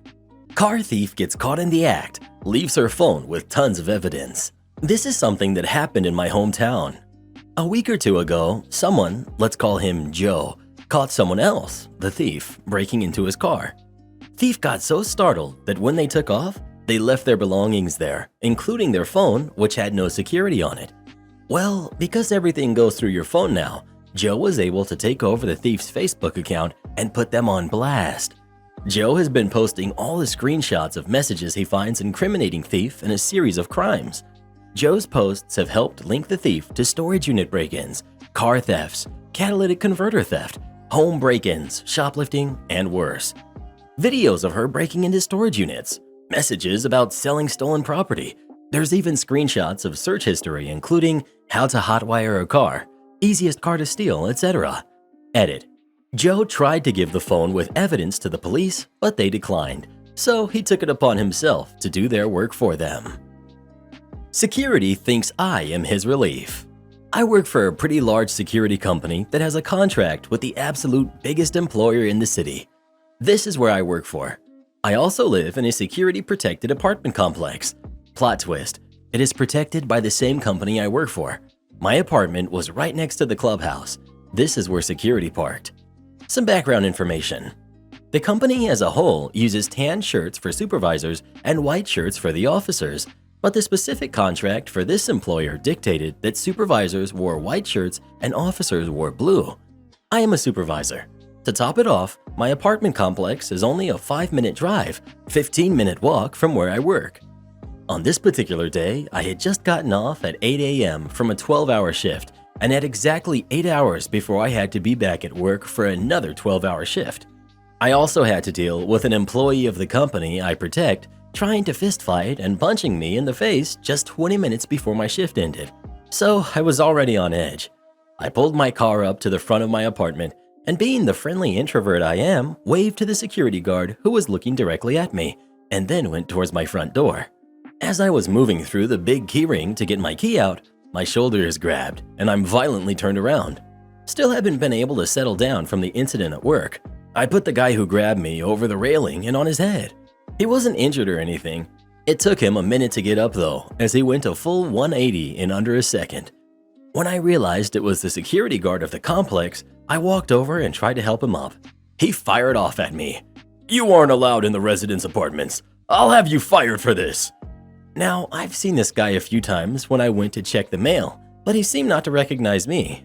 I can fully understand. I see 500 people walk in and out where I work, and I've never bothered learning names unless 1. I work with you every day. 2. You are a big shot who actually can fire me that instant. And 3. You cause trouble frequently. Needless to say, I can understand the lack of recognition. I don't work here. I live here. "BS!" he immediately responded once he got back on his feet. "I know our uniform. You're the new guy that's supposed to be relieving me." He grabbed my arm and tried to show me where the car was. "Remove your hand from my arm or I will remove it from yours." I was already done and looking at most at 6 hours of sleep, still in fight mode. I would have apologized later for this line, but spoilers. He's already on the radio calling in his supervisor to come deal with me. An hour later, the property manager is coming in to open the clubhouse. She stops, smiles, and waves and comes over. "Hi, didn't think you would be out at this time." The property manager and I were pretty cool with each other. I'm skilled enough to make most repairs myself and am never late with rent, and once I ran out to the pool to perform CPR for a resident. She also knew from the inspection yesterday that I was going to be pulling a messed up 12 on, 8 off, 12 on couple days. Before I can explain anything, the other guard butted in. "He was trying to go into a resident's apartment. I got my supervisor on the way. He won't be doing it again here." Ladies and gentlemen, I turned him upside down. The property manager, a nice sweet older lady, was about to turn this idiot inside out. Before she could say anything, the officer supervisor drove up and asked what was going on. She cut the officer off and told him, "This fool is holding one of our residents hostage outside his apartment. I want him out of this complex 5 minutes ago and he will not be coming back here ever." The supervisor just gave the officer a dismissive thumb back motion. He had no leeway to argue. The contractee can always tell who's not allowed to go onto the site, even our own employees. Yeah, he was fired on the spot. And this is not the end, folks. Remember how I said we worked for the same company? The corporate big shots decided to rehire him and send him to the largest employer they guard and give him a second shot. He arrived for an interview at my facility where I had hiring power. The interview went all of 3 questions. 1. Are you going to keep anyone out that is supposed to be in here? 2. Are you going to ask for credentials for anyone you don't know trying to enter? 3. Are you going to grab anyone? He said no, and I accepted him to the facility. He's been working here a year now and is one of my best access control officers on site, even to the point someone claimed he let someone in that wasn't authorized, and I laughed instantly. Am I the jerk for telling Karen's boss the reason why she was ostracized at the company? This story actually takes place over multiple years. A little background. I work in corporate HR. My company has a very generous maternity leave policy.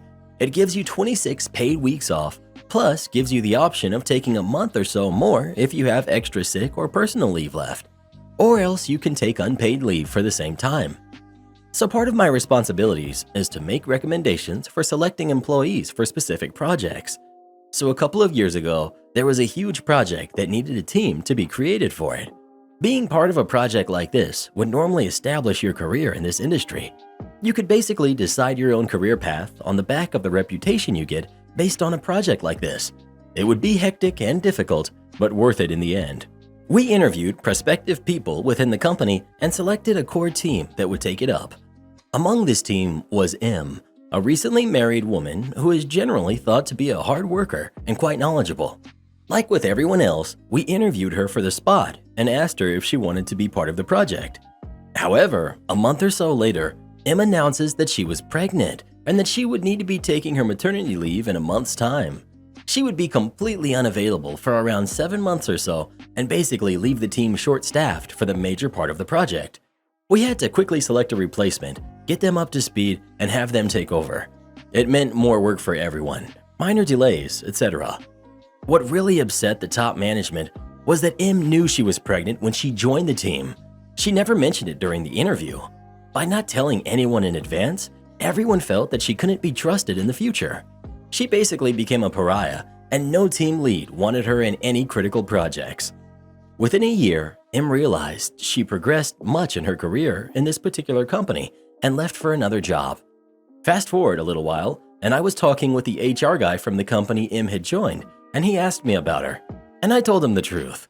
Both that she was a good worker and is dedicated, but that she's not really honest or trustworthy. I told him this story in detail. Now this has basically meant that M gets a similar treatment in the new company. She is considered a good employee and team player, but no one wants to select her for any critical projects. Some of my friends say that telling HR guy about the incident makes me a jerk. It has gotten me to feel a bit guilty, and I wasn't sure what the right move should have been. So Reddit, what do you think? Am I the jerk? P.S. Feel free to ask for more information if you need it, but no details of the industry or company, for security and privacy reasons. 1. Just to be clear, M knew she was pregnant when she was being considered for the project. She wanted to be in the project, so didn't disclose it. Her team had to stretch themselves thin to make it up. Our company, as a general rule, has no issues with people taking time off for pregnancy, even beyond the policy-mandated time. The most I've come across is someone getting 15 months off. She came back to work and faced no repercussions. I should have mentioned this before, but HR guy was formally asking me about M. It wasn't like I was talking about her at the pub. Edit 2. I don't know where people got the idea she was just a month into the pregnancy when she was interviewed. Just to clarify, she was pregnant long enough that she knew she wouldn't be completing the project. She didn't mention it because she wanted the project on her resume. Our company never punishes an employee for taking ML or in general any medical leave. But in this case, team leads did not want her on the team for high-profile projects after she returned because they didn't trust her to be forthright.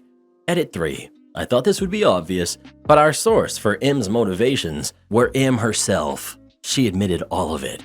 Also, just to clarify, I didn't put a blanket statement of her trustworthiness.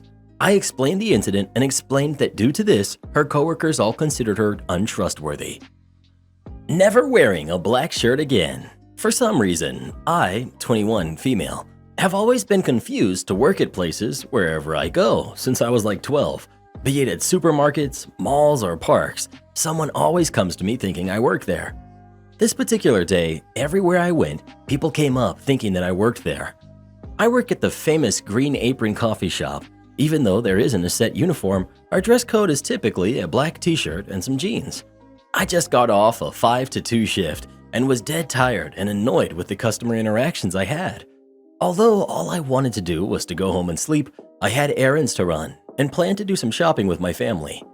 My first stop was to go grocery shopping with my mom as we were planning a family dinner for the weekend. I'm the shopper that goes to get what they want/need, while my mom is more of a browse shopper. So I was going back and forth from the cart to the different aisles to speed up the shopping process while my mom was browsing. I don't know where everything is at this supermarket, but I can read the signs and go from there. Since I kept coming back to my mom and dropping things off in our cart, this old lady that kept looking at me assumed I worked there. I would have helped any other day, but I didn't want to talk to anyone other than my mom, and I had my headphones on.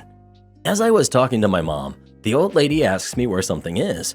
The interaction was in Spanish, so not everything could be translated word for word. Old lady: "Girl, do you know where this item," can't remember what she asked for, "is?" I just quickly turned to her: "Sorry, I don't work here," and continued speaking with my mom and asking what else she needed. I can't really blame the lady for thinking I worked there, given how I was asking my mom what she needed, but I wasn't wearing the green shirt and black apron the employees wear, and I had my headphones on. However, this lady was set on having me help her. I noticed the old lady watching me ever since me and my mom went inside the spices aisle, so I was able to see who was with her shopping. Since I didn't help her, the old lady sends her grown daughter to ask me a question. Once again, I say, "Sorry, don't work here." I didn't process that they were family yet until they sent their toddler granddaughter to me. Granddaughter: "Excuse me, do you know where this is?" I was getting quickly annoyed by this family not taking a hint, but I wasn't about to snap at the poor girl. Again, I say, "Sorry, sweetie, but I don't work here. Please tell your family to stop bothering me," and turn to my mom, begging her to finish with her shopping. My mom looked at me disapprovingly for not helping this family. Before I can refute, I feel myself be grabbed by the shoulder and turned. This man I've never seen before angrily shouts at me: "Why are you only helping this woman and refusing to help my family? They even sent my 5-year-old daughter and you wouldn't help her." Even though all I wanted to do was scream and punch this guy for grabbing me, I put on my customer service persona to defuse the situation. "Sir, I'm sorry that your family has confused me for someone that works here, but if you look for someone with a black apron, I'm sure they'll be glad to help you out. I'm shopping here with my mother and helping her out. Maybe if you do the same, your family wouldn't have asked me. Have a great day." And I forcibly grab my mother and the cart and walk fast out of the aisle. I was shaking in anger and anxiety. That family probably finally accepted that I didn't work there because I didn't see them again while we were in line. While on the car ride back, my mom told me that man wouldn't have screamed at me if only I'd helped the old lady. I looked at my mom more in disbelief, but chose to ignore her and not say anything. Putting that interaction behind me, I went to the mall with my twin brother and sister, still wearing my black shirt and having headphones on, and I went about shopping. We went inside the Disney store to buy a present for our niece. I was already done and paid for my present, so I was just looking around while my siblings were still deciding what to get. From the corner of my eye, I see this mom walking towards me, flagging me for my attention. I just look at her blankly, and then she registered I didn't work there. A simple "sorry" would have been fine, but she just had to put the blame of mistaking me for an employee on me. "It's just that you were wearing a black shirt. I thought you worked here.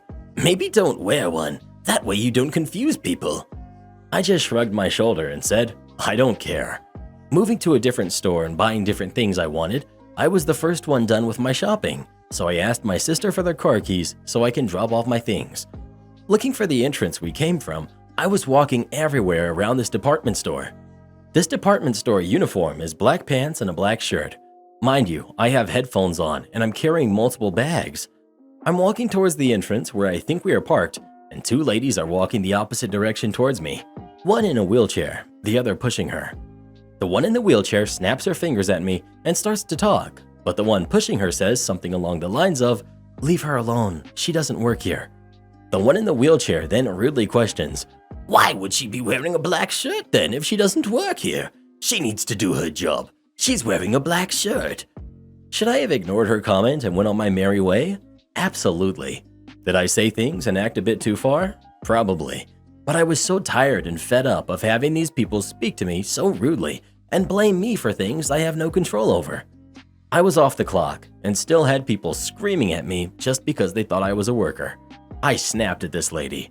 So I bent down to be at this lady's height. What am I supposed to wear? I can't wear a black shirt now because you're too dense to see I don't work here. I got headphones on and I'm carrying different bags from other stores. You know what? You look like you work here. You're wearing a black shirt and you don't know where things are? Call your manager over here. You're a terrible employee. This lady just looks shocked and is gaping at me and stuttering. The other lady pushing her just looks down in embarrassment and mumbles an apology and rolls the woman away quickly. I just stand there, taking deep breaths to calm myself down. Eventually, I find the car and just wait for my siblings to come back. Haven't worn a black shirt since then, aside from when I work, but I still get confused as an employee. I guess I just have the look of an employee everywhere I go. I ruined your weekend? That sucks. About 10 years ago, I was a regional manager for a transportation and logistics company. At the time, each regional office worked as a sort of independent company in that we had our own sales and accounting teams as well as compliance people like safety and a driver trainer. I'll start by admitting that I never fully got accounting. I took the class in college, but honestly it was still confusing. I'm not totally lost looking at the reports, but how they get there is Greek to me. I chalk it up to magic. Our accounting department was the largest office team with a whopping 3 people, the accounts manager, and 2 clerks, one for accounts receivable and one for accounts payable. On the other teams were just 2 people. We also had maintenance and loading dock crews, but they weren't part of the office. Well, in their infinite wisdom, our corporate office decided that they were going to merge some regions as a cost-saving measure. To be fair, it did save some money, but it greatly increased our workload. I had all my departments submit a report on what they needed in order to meet the increased load. The loading dock manager actually had a brilliant plan that involved only hiring 1 new worker, promoting one to be an assistant manager, and putting them on rotating 50-hour weeks. It was cheaper than hiring a bunch of guys, and they all agreed to it. The maintenance shop wanted 2 more mechanics, but this isn't about them. The accounts manager asked me for 2 additional AR clerks. I was hesitant at first, but then I saw the amount of paperwork they had to process now, so I authorized it. The AR clerk's job was to take a paperwork packet the driver had for each delivery, would sort the papers in it, then enter data in a spreadsheet. The accounts manager used the spreadsheets, along with necromancy, to summon billing documents from the void to send to our customers. It was a pretty efficient system. I had a policy regarding overtime. Department managers had discretion to hand out overtime up to 10 hours a week, as long as they could justify it reasonably. However, if a manager required a subordinate to work overtime, the manager would work the same overtime. Our managers were salaried and exempted from overtime, and I didn't want them working their people all the time while they only worked 40 hours. Amazingly, after I implemented this policy, overtime went way down. I mention this because at year-end, the accounting team always needed a ton of overtime in order to get all of the closing work done on top of their normal duties. It usually involved them working as much as 80 hours a week for the whole month of January, and usually they only finished on the last minute. I usually gave them a 4-day weekend at the end. The accounts manager was usually pretty cool, not entitled, and did a good job. But this particular year, when we had even more work to do, she tried to pull a really BS move. In the middle of January, as they're all working a ton to get through to the end of the year, she notices she'll be gone for a weekend to go to a concert with some of her friends. So I asked her if she had a plan in place to make up for the lost work time with no one here working on the weekend. She looked at me confused. "But the clerks will be here." Me. "Only if you are too. You're familiar with my policy. I'm okay with you all taking the weekend off, but I need to know that all the year-end work will be done on time." AM. "I do have a plan. They are working the weekend to cover my absence." To be fair, her clerks probably didn't care, and I would have been willing to ease up on the policy in this case because she usually was pretty good about this stuff. However, her tone completely changed that. I'm easygoing, but my subordinates do not dictate to me how things are going to be, and I told her as such. I finished with, Either you are all working this weekend or none of you are. Let me know by the end of the day. In the end, she couldn't figure out a reasonable way to make up for the lost time, and she was at the office with her team. I was there too, because my policy applied to me as well.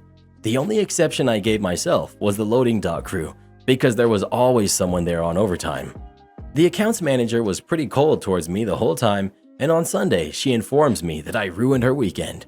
I considered pulling her aside to let her know sorting through driver paperwork for 12 hours a day wasn't my weekend plan either, but instead just nodded and said, "That sucks." A few weeks later, she did apologize for her behavior, and I told her I was sorry she missed her concert, and that unfortunately, this is part of working life. Sometimes we miss out on things. Funny enough, she said that her friends didn't even like the concert, and even told her that she was lucky she didn't have to go. Edit. Yes, the way we did accounting was stupid. I fought my higher-ups over it for 4 years. I also fought to get to hire temps to help year end. After 2 years, they let me get 3 for the month. It helped a lot. My overtime policies cut annual overtime for the office down so much that I got everyone under me a 15% pay increase. So I stand by it. Sir, I'm not in charge of the bar. This happened a few years ago, but it continues to be one of my favorite stories to tell. I was working the desk at a hotel back east one Friday night while a wedding was going on in our banquet room. I should mention that the hotel is located within a state park, so there were park police nearby and always looking for some action since it tended to be slow. It was getting late into the evening and the banquet manager came up to the desk. He said the wedding guests were starting to get a little loud and rowdy, so could I be in for a long evening? Around 10 p.m., the wedding ended and the guests made their way to the bar to keep drinking. The bar was down at the end of a long hall from the front desk, but you could always hear the action going on regardless of the party in there. Despite the noise coming from the bar, there was one woman's voice that cut clear through the noise, and you could tell she had really been drinking. The woman's voice kept getting progressively louder until it was joined by a man's voice that was equally as loud but incredibly aggressive. I hear the door to the back office open, and one of the servers was dropping her cash and started giving me the breakdown. Apparently, the woman was too drunk, and the F&B manager and bartender had cut her off. The husband had an absolute conniption about it, stating that they were staying at the hotel and demanded that she be served. I walk back out to the front desk, and the man is storming down the hallway in my direction. He shall be drunk moron, and I'll be me. The man, slurring heavily. I demand to speak to a manager. Me. What seems to be the issue? The bar cut my wife off, and I demand that they serve her. Me. I'm not sure what you'd like me to do about that, sir. I'm the front desk manager, and I'm in charge of the front desk. If the F&B manager and bartender have determined that your wife is too intoxicated to safely consume any more, then that's that. I can't tell them to serve her, as that's not my department. Forget this place, and forget everybody that works here. This place is a dump, and I'm not paying to stay in this place. At this point, he stormed off, but not before leaving everyone in the lobby with their jaws on the floor. I hear him yelling at the bartender and F&B manager, so I call down to the bar to ask if they want me to call the police. Bartender says it's fine, and that he and his wife were grabbing their things and leaving. As they come down the hallway, he starts reaching into his coat pocket and makes it a point to grab his key cards and fling them at me aggressively. There's your keys. Me. Thank you, sir. I hope you enjoyed the wedding. I checked them out of their room, still charged them, and took a look at his profile. I noticed they live in a town about an hour away, so I reached over to the phone as I watched them walk to the parking lot. As soon as he got into his truck, I dialed the park police. Dispatch. Hey, what's up? Me. We had some drunk idiot raise heck at our bar, and now he's in his truck looking to drive home, it appears. Dispatch. Got it. Sending someone out right now. Let me know where he is. Me. He's just turning out of the parking lot, and he's heading towards the main drive. Dispatch. Shoot. I got someone on their way, but they might not get there in time. Me.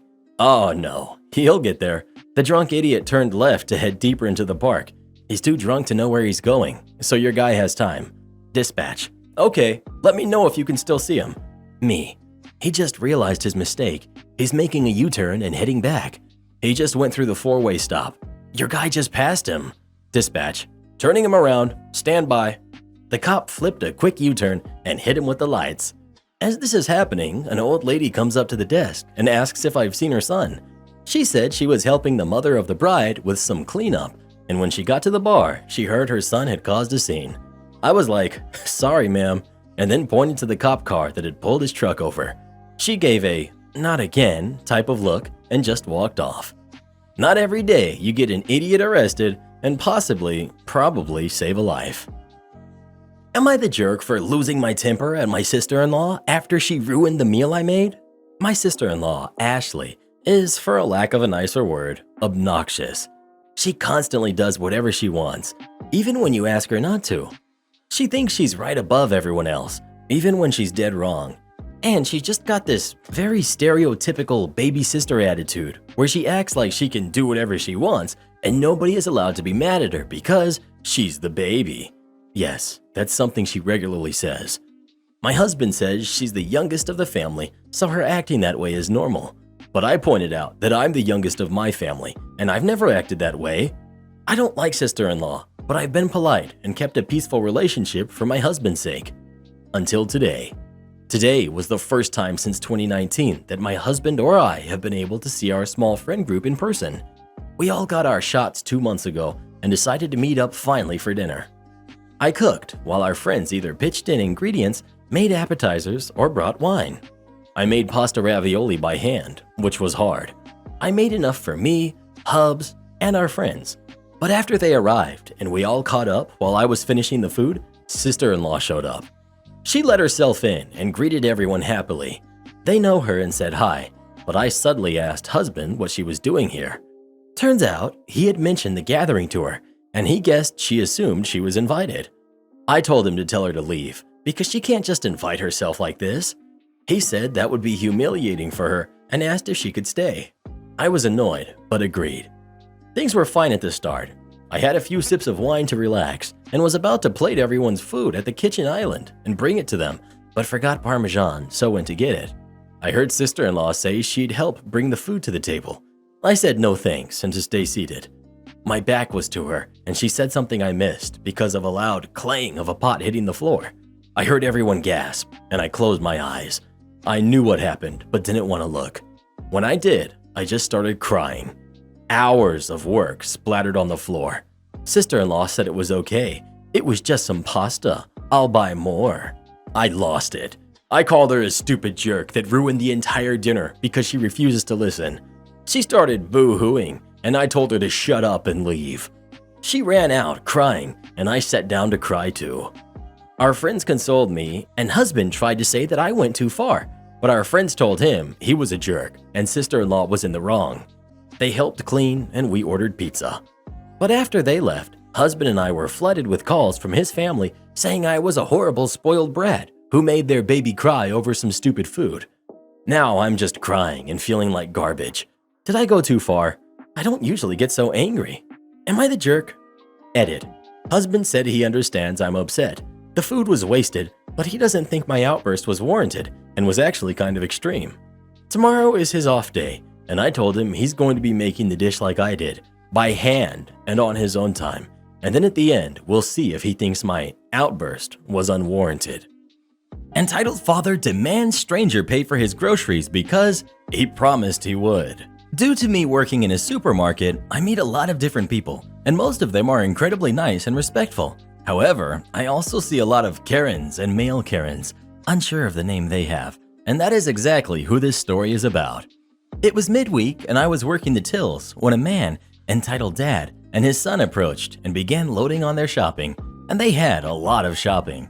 After scanning their items, I told them the amount. I think it was around 145 pounds, and the entitled dad began rummaging around in his wallet and pulling out notes of money. After counting it all out, it turns out that he was a few pounds short and decided his son should probably put something back so that he could pay. The kid was upset and reluctantly obliged. However, the guy who was standing behind them at the till spoke up. "I can get that for you," he said, obviously talking to the kid and not the dad. The kid smiled, and before he could say anything, the entitled dad went, "Thank you so much. It comes to this amount." And he threw his son's items on the trolley and moved away to let the man come forwards. The other guy then said, "I was talking about your kid's stuff. I'll buy that. I'm not paying for your shopping. I can't afford to." Entitled Dad. But you just said you would pay. Man. Yeah, but I meant for your kids' stuff, not yours. Entitled Dad. Well, you can't just make empty promises. You have to pay for it now. He then looked at me. That's how it works, right? He has to pay because he promised he would. Me. He doesn't have to pay for anything that you buy, unfortunately. Entitled Dad shoots me a mean look and tells his son to pass his stuff to the man behind, who was still nice enough to pay for it, which is a lot nicer than I would have been. And then they both left. Midway through serving the nice guy, I saw Entitled Dad and his kid at the cash machine through the window withdrawing some more money, meaning all along he could afford it in the first place. So me and the nice guy had a good laugh about that. My sister's family wants to move in because I bought a huge house. I, male 31, am single and child-free. For the past few years, I've been house hunting, and during 2020 was offered to buy my great-grandmother's farmhouse. It's about an hour away, almost 80 years old, needs a lot of TLC, and comes with about 15 acres. Originally, I declined, but my grandma offered it as a steal to keep it in the family. The price was worth the land alone, and I loved the idea of restoring it, so I said yes. The house has 6 bedrooms, which sounds like a lot, but they're actually very small. The plan is to turn 4 rooms into 2 rooms and a bath. 1 room kept as the master, and the 6th room is actually the dining area that will become part of the living area. The one great thing is the kitchen is huge, and it has an outdoor extension like a mud room. I've recently started construction on the rooms and have gotten some odd reactions from my family. My mother believes I should have kept the house as is, and when I pried, she admitted she thought I'd offer to house my sister's family. My sister, female 34, has 3 kids who are 11, 9, and 3, and a deadbeat ex-husband. They divorced after her 3-year-old was born, and my sister moved in with my mom. Our parents are divorced, so Dad is not a part of this. My sister's husband moved back to his family state and only sees the kids a few times a year. The child support is not much because he has a low-paying job. My mom's house is a 3-bedroom. My nieces share a room while my nephew sleeps with his mom. My sister has a job and could rent her own apartment but wants to save up money instead. My cousin's son, male 15, has started staying as well and sleeps on the couch. His family life is not all that great right now. The house is cramped, but my mother refuses to ask her to leave. They have started making passive-aggressive comments about me being single and alone in such a huge house. When I asked my sister, she also admitted that she expected to at least be offered to live with me. I told her it's an hour away from her job and school. Why would she want to? She then said that she would make the drive to work and change the kids' schools. I told her I won't have the space, and now it has become a fight. My sister got my great-grandma involved, and now my grandma told me that I should let them live with me because the house is family property. Now, even my 15-year-old cousin is asking about staying with me. What would you do in this situation? Would you let them live with you or not? Please let us know. It would depend on if I liked them or not. My dad asks to borrow my car, then sells it. This was a long time ago. I hardly have any contact with that part of the family anymore, but I do still talk to my dad once in a while. My dad needed a car for a while, so I loaned him mine. When I went to get the car back, the back end was smashed in. My dad tells me how he was at a red light and the car was rear-ended. Of course, I asked the normal questions about fault and insurance and everything else. He tells me the other guy's insurance company sent him a check for the damages, but it wasn't enough to cover the repairs. A lie. So he didn't have the car repaired. Instead, he spent the money. My dad and I have the same first and last name, but a different middle name, so it's easy to see how he could claim the car was his and have the check written to him. When I told my dad that he should have just let me know about the accident and let me handle the claim, he said, "Why should you get anything? You weren't in an accident. I was." We had an argument about this, but none of my dad's argument was even anywhere close to being valid. He also just wasn't hearing any of what I had to say. I asked my dad to leave the car at his house for a few days and said I would arrange to have it picked up and repaired. A couple of days later, I went to his house, but I didn't see the car, so I thought he wasn't home. When I knocked, he answered. My younger brother was also there, which was surprising because he was supposed to be away at college, which I was helping pay for, but that's another story. I told my dad I was there to pick up the car. He says that was impossible because he sold it. I asked him why he did that, and he says, "You seemed so upset about the damage. I figured you just want me to go ahead and sell it so you didn't have to deal with it anymore. I was making payments on the car and asked my dad how he could have sold it without the title. He told me he just had the guy fill out a lost title form or something like that. I don't even know the details on it. I told him that I thought that was going to be a problem when the guy tries to register the car and finds out that there's a lien on the car. My dad says, "That's the buyer's problem, not mine." When I asked him how much he got for it, he told me he got $3,000. Even with the damage, it was worth closer to $7,000, but definitely no less than $5,000. I asked my dad for the money. He told me he had already spent it. Then he goes into this rant about how many bills he has and how he's even paying for my brother's college. Not true. Plus, my brother was sitting right there. He had dropped out, but didn't even tell me, even though he kept cashing the checks that I sent.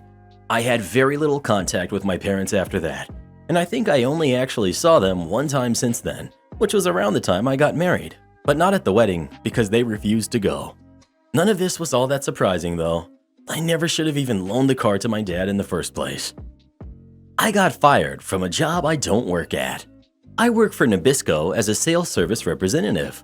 I go from store to store to whatever region I'm assigned to for that day. I spend usually between 2 and 6 hours in each store depending on the amount of product in the shipment.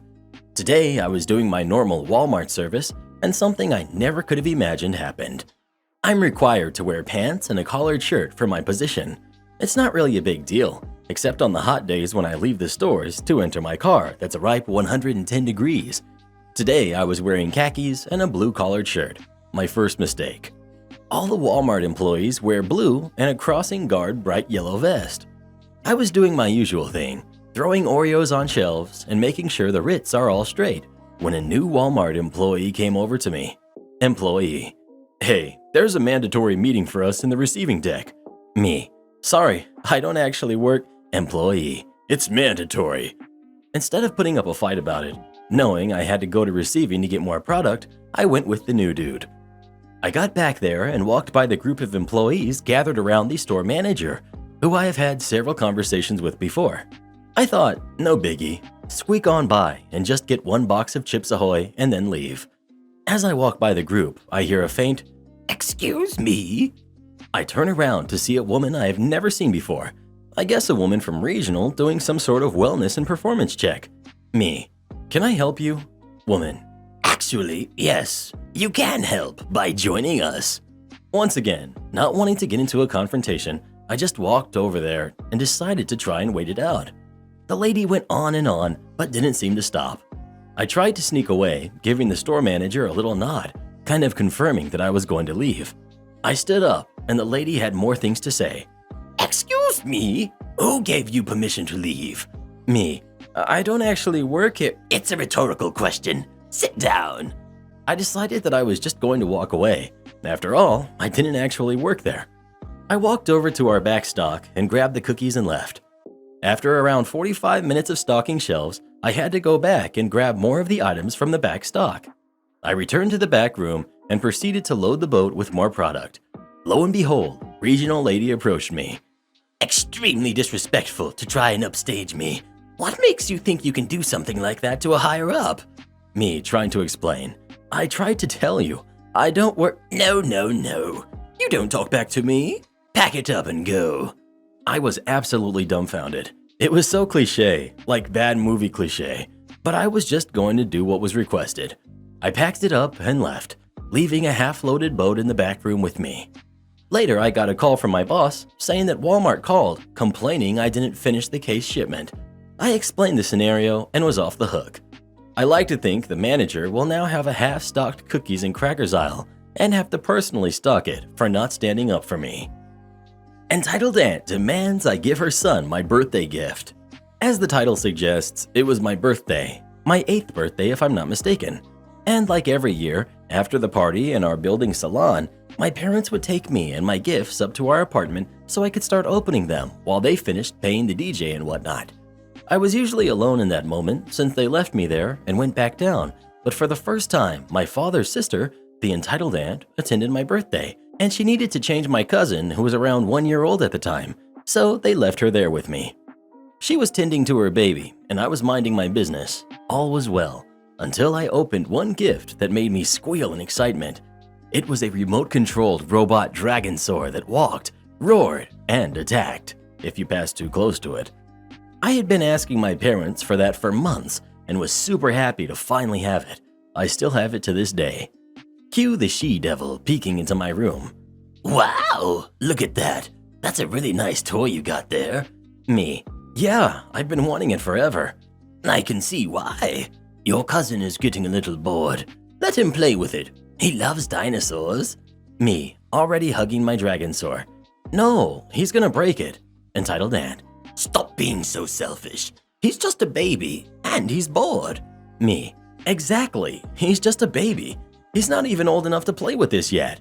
I said, pointing at the box that said the minimal indicated age to play. I can't remember what it was, but it was certainly more than he had.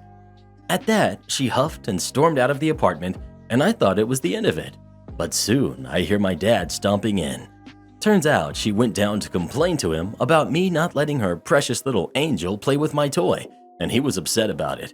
He yanked the toy from me and started shouting at me that I was an ungrateful brat, that if I was going to be so selfish, I didn't deserve any of these gifts, and lots of other things I honestly can't remember, because at the point, I was already hiding and crying inside my wardrobe. This went on for a good few minutes until Mama Bear, as always, stepped in to defend me. She heard the commotion from the hallway and came running to see what was going on.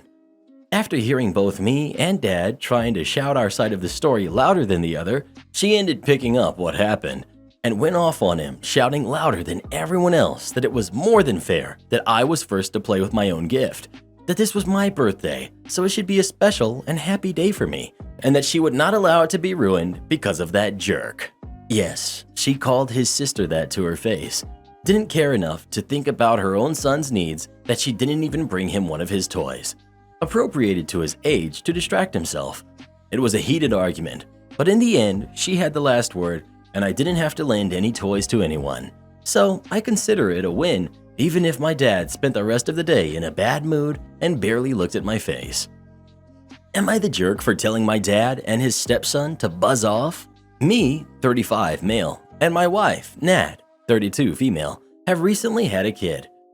When I was young, my parents divorced. When I was around 13, my dad remarried to his current wife, Lizzie.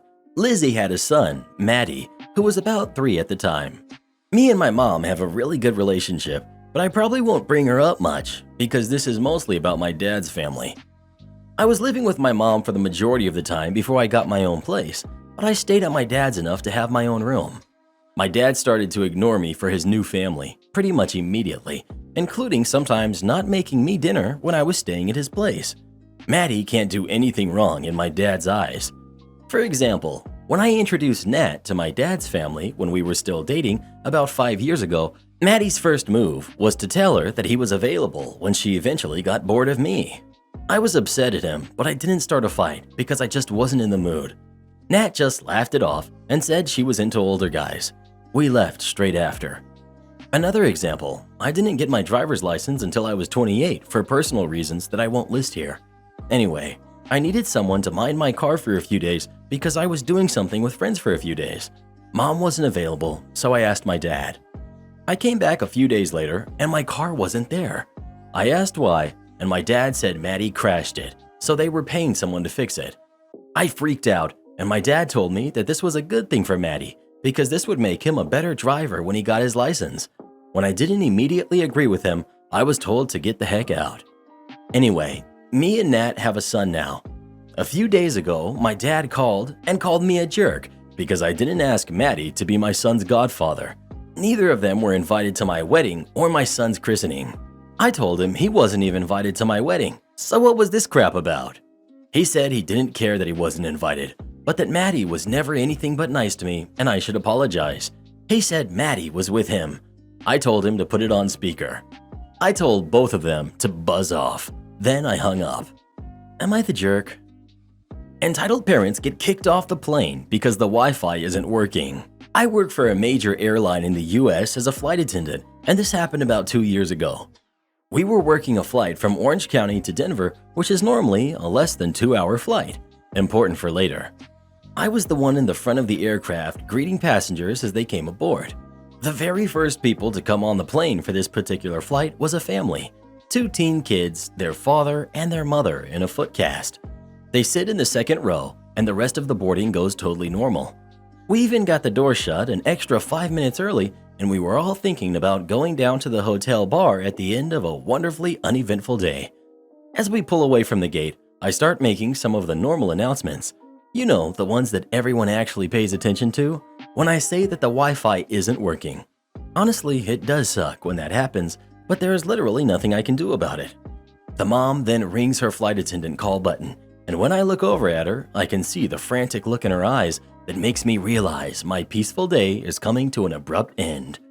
I ask her what's going on, and she begins telling me how she can't possibly be on a flight without Wi-Fi, how she has nothing to watch, and how she just cannot handle being on this plane. I look at her dumbfounded. This is a woman in her at least early 40s, sitting next to her 2 kids and husband, who is freaking out about not having Wi-Fi for a 2-hour flight. But of course, I do not point out any of this. I instead put on my best customer service smile and apologize for the inconvenience. She then starts crying and saying that she has to get off the plane right now. I ask her if she is totally sure she wants to get off, because we're still on the ground and it's possible to go back, but it's a pain in the butt to return to the gate. As her sobs continue, I realize that at this point, even if she wanted to stay, there is no way that I would feel comfortable with her at 40,000 feet. So I have another crew member call the pilots and explain what's going on. I let her know that we are going back and that she and her family can deplane. This is the point where her wonderful husband decides to get involved, and you would think he would be consoling his wife, but he thought it a better idea to start yelling at me, screaming that she was going to be fine and we didn't need to go back, how I was the one being dramatic and wasting everyone's time. After a very awkward taxi back to the gate, I go back to the front so we can reopen the doors, and all the while the husband is alternating between yelling at me and yelling at his wife. Once we finally get the doors open, I head back to their row and ask them to deplane and offer to help them with their belongings. This is when the wife looks up at me and smiles, and this is the part that I will never forget. "I'm just going to run up there and download a movie and I'll be right back." I just smiled at her and thought, you have to be kidding me. We finally get them off the plane and into the slightly confused hands of a ground supervisor. We quickly reclose the doors and I exchange shocked glances with my crew. Who really thinks that they're going to get back onto a plane after you made them and 130 other passengers turn around because you couldn't spend 2 hours with your family without Wi-Fi? Am I the jerk for not letting this dude use the toilet and then getting him fired? I, female 21, know it sounds bad, but hear me out first. I was hired 3 months ago by a supermarket chain as a cleaner for their offices, situated in this massive building where hundreds of people work every day. Part of my job is cleaning toilets. When I clean a toilet, I leave a sign at the door saying the facility is currently being cleaned and asking for people to find another toilet during this time, as you can get into another set of toilets within a 2-minute walk no matter where you are. Most people respect this sign. Some may not read it. I understand that though. It's not flashy and it can go unnoticed. But as soon as they get in and see a cleaner there, they apologize and get out. Some very rare cases ask to use the toilet, but it is usually just one time. This dude was different though. One time he walked in. I said, "Oh, sorry, I'm just cleaning here." "No problem, you can finish it after." I was a bit shocked with the way he spoke to me, but I just walked out because I just didn't feel like dealing with the drama that could come from me saying no to that. Another time he got in and, after my, "Oh, sorry, I'm just cleaning," he said, "I'll be quick." I was going outside to grab my mop anyway, so I just went for it. The last time his reply was instead, "Hey, gotta pee, get out." I said, "I'm almost finished anyway, just 2 minutes." He told me to leave. I asked him to read the sign, please, while I finished.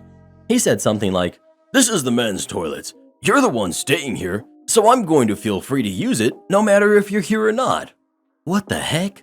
I walked out while hearing unzipping. I was lucky one of my supervisors was close by. I told her quickly what this dude was going to do while I was cleaning the toilet, and he was still inside. He gets out of the toilet almost immediately, completely relaxed. I point him out to my supervisor. She asks him if he has anything to say about what happened with me inside, and he tells her he wanted to use the bathroom and that I was gatekeeping it. He was honest about ordering me to leave, and about telling me he was going to start even if I was in there. He just thought he was okay because I was in the wrong. Anyway, he ended up being fired. It was so weird to see him being so honest. Luckily for me, my work believes that I deserve to tell people not to use the bathroom while I'm cleaning them, no matter their gender. I'm feeling a bit bad about this. I got someone fired when I could have just let him use the bathroom. On the other hand, the dude was definitely disrespectful of me and my work. If there are any questions about anything, let me know. The situation just escalated very quickly and has left me startled with guilt. Edit. I wasn't expecting this whole thing. Just thank you everyone for your judgments. I hope you all are having a nice day. Am I the jerk for consistently correcting my mom when she mispronounces my daughter's name? A little bit of background. I'm named after my mother, just like she's named after hers. And also, just like my mom and hers, she and I do not have a good relationship. Pretty much never have as far back as I can remember. So when I got pregnant with a girl, I very deliberately gave her a different name. The context of the name is also key because it's a book character whose epitaph is curse breaker, as in I will do anything to break the curse of bad mother-daughter relationships in my line. My mom doesn't know that part, but my dad does, and he supported my decision. My mom got really hurt when I told everyone what my daughter's name would be. So my daughter was born almost 4 years ago, and I think my mom has pronounced her name correctly less than a handful of times. An example of using wrong names is my daughter's name is Sierra, but my mom says Sarah every single time. It's not even like my daughter's name is difficult to say. It's literally 2 syllables, and there's not weird letters that we don't use in English or anything like that. At the beginning, I nicely tried to walk her through the pronunciation, and she could say the syllables correctly. And then she could say the name correctly, until the next time. When I started getting upset about it, her excuse was, "You know me, I just don't pronounce words right," in an aw shucks kind of way. But like, my nephew, one of her grandsons, is named after a Norse god, and she has no trouble pronouncing his name. So what is it about my daughters that's so difficult? Things came to a head a couple months ago when we got into an argument about it, and she said, "This wouldn't even be a problem if you had named her our name." There it was. I'd had my suspicions, but now it was confirmed. My mom is so petty that she purposefully mispronounces her own granddaughter's name because I didn't use ours. Here's where I may be the jerk. Now, every time she says my daughter's name as Sarah, I immediately say, "Who's Sarah?" with a straight face, and won't move on until she says the name correctly. She scoffs or gets mad, but I don't care. It's been 4 years. Not to mention how just insanely disrespectful it is to mispronounce anyone's name, let alone your own family. So, am I the jerk for choosing the pronunciation of my daughter's name as my hill to die on? Edit. A lot of people are asking me why I'm letting my mom around my daughter, which is a completely reasonable question. My ex, daughter's father, and I broke up in January, and prior to that, I had been a stay-at-home mom for 3 years and had literally no money. We were never married, so no alimony, and child support can take up to 18 months when the parents live in different states. So in order to avoid homelessness, my daughter and I had to move back home to live with my parents. That's the other thing I think people are missing. Yes, I have this crappy mom that we have to live with, but I also have a dad who's a nice person and a good grandfather. Specifically regarding this issue, he has spoken up to my mom about it and even employed the "Who's Sarah" tactic, but my mom just plain doesn't care. In general, I try to avoid her as much as possible to keep the peace, but sometimes there's no getting out of it. Luckily, it's a temporary arrangement, and I've told my mom to her face that as soon as we move out, she'll likely never see her granddaughter again, for many other reasons on top of this one. Am I the jerk for using some of my stepson's camp savings to buy replacement sneakers for my son? My son, Chris' 16th birthday was weeks ago. His mom, my ex-wife, couldn't be with him due to work, but sent him a pair of Adidas sneakers as a birthday gift. Chris is a runner, and he enjoys running every day as a way to relieve stress and anxiety. My stepson, Jake, who's 17, saw the sneakers and said they looked like the ones his favorite artist, Kane Brown, was wearing in Famous Friends music video, and so he got hung up on them. Always asking Chris to see them and try them on. Chris let him see them, but not wear them because Jake has bigger feet and he was worried he might ruin them. Jake wanted to wear the sneakers in front of his friends, but Chris didn't let him leave the house with them. Jake ended up sneaking out with them a couple of times, which made Chris hide them from him since he kept taking them without permission. Jake was no longer able to sneak out wearing the sneakers and begged Chris to let him wear them out one last time to a party his friends had. Chris said no, and Jake somehow was able to locate the sneakers, but instead of going out with him, he then cut them with a handpreneur and kept them in his room while Chris and I looked for them until his mom found them.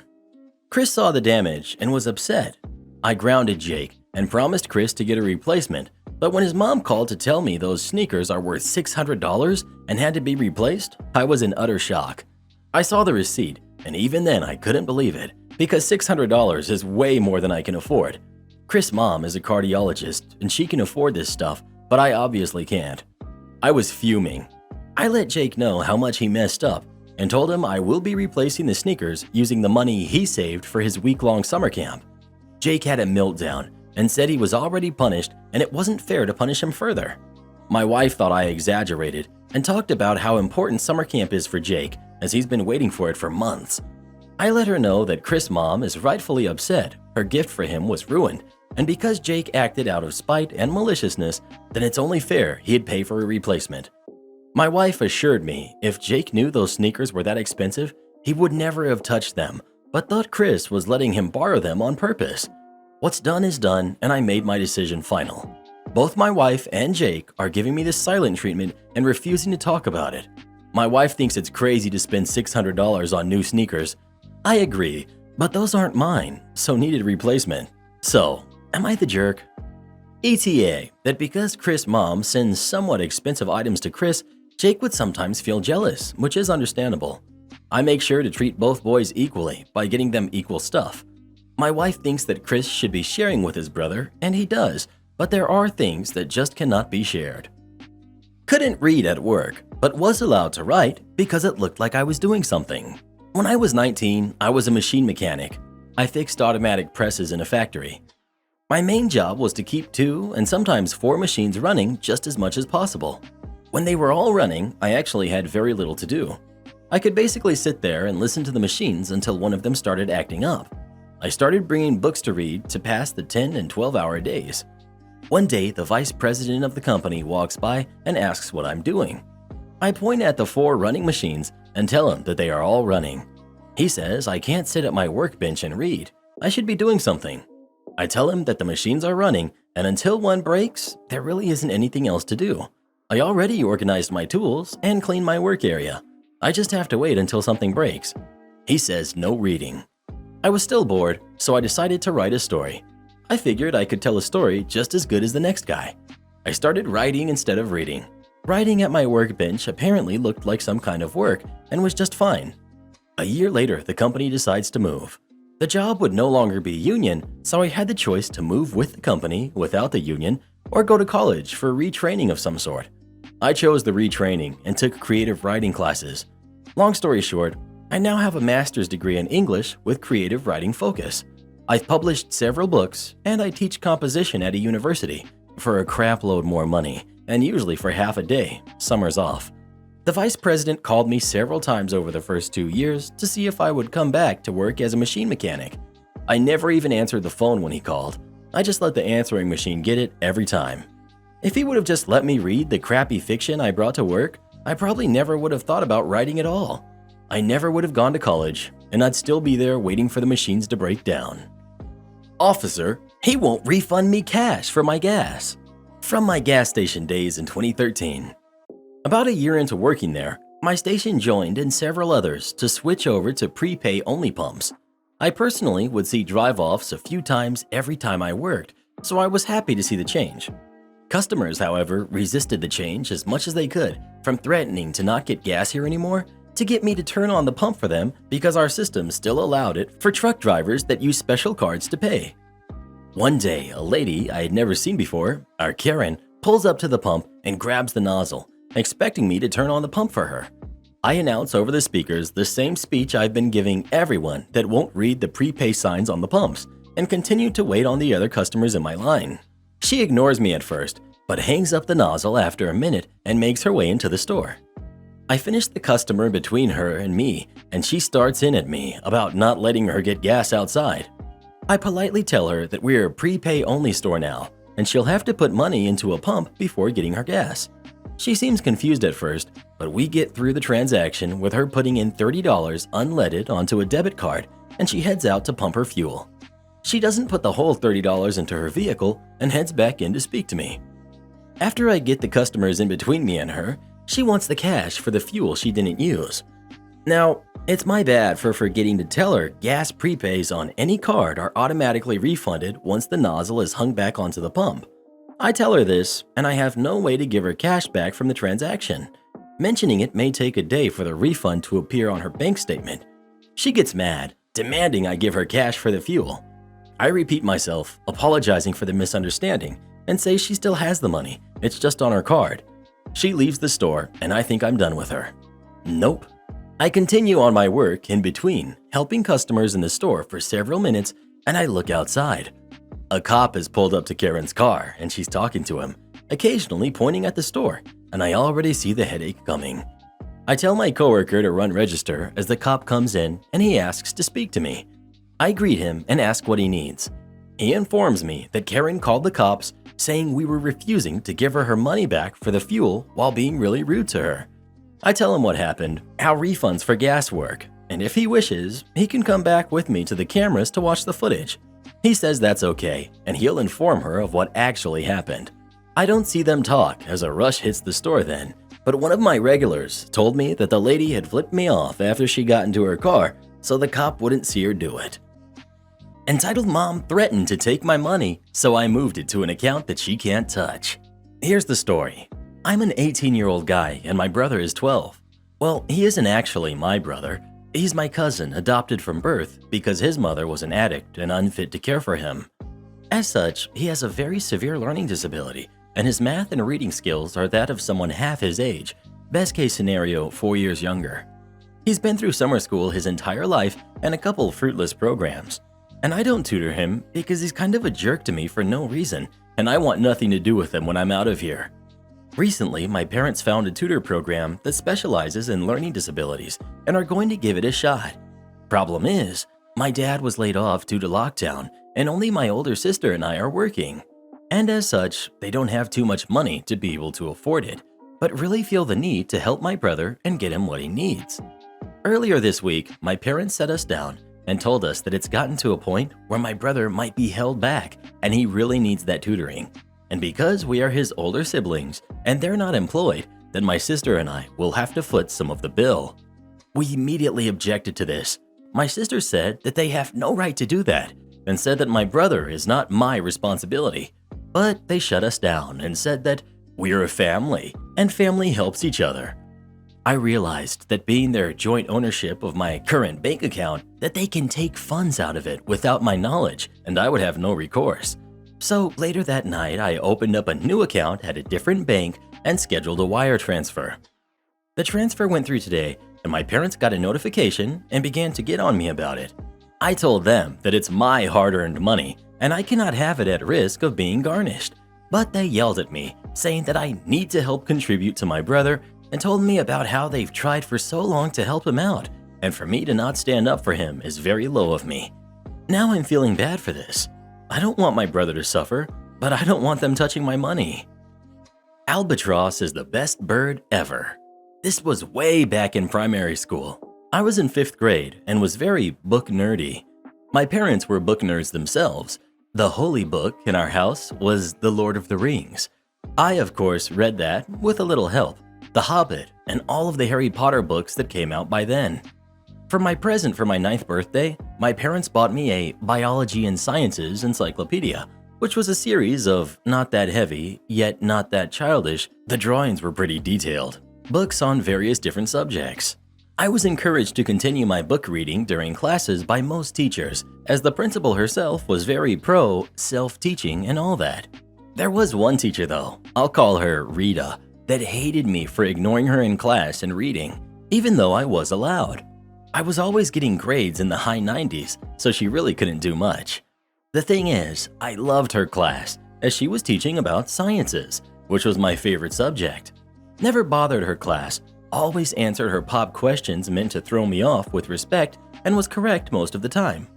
I was seeing that as a challenge, and she even received praises from my parents to the principal for challenging me so. On the end of 5th grade, we received a project to conduct a study on our favorite animal and show it to the class.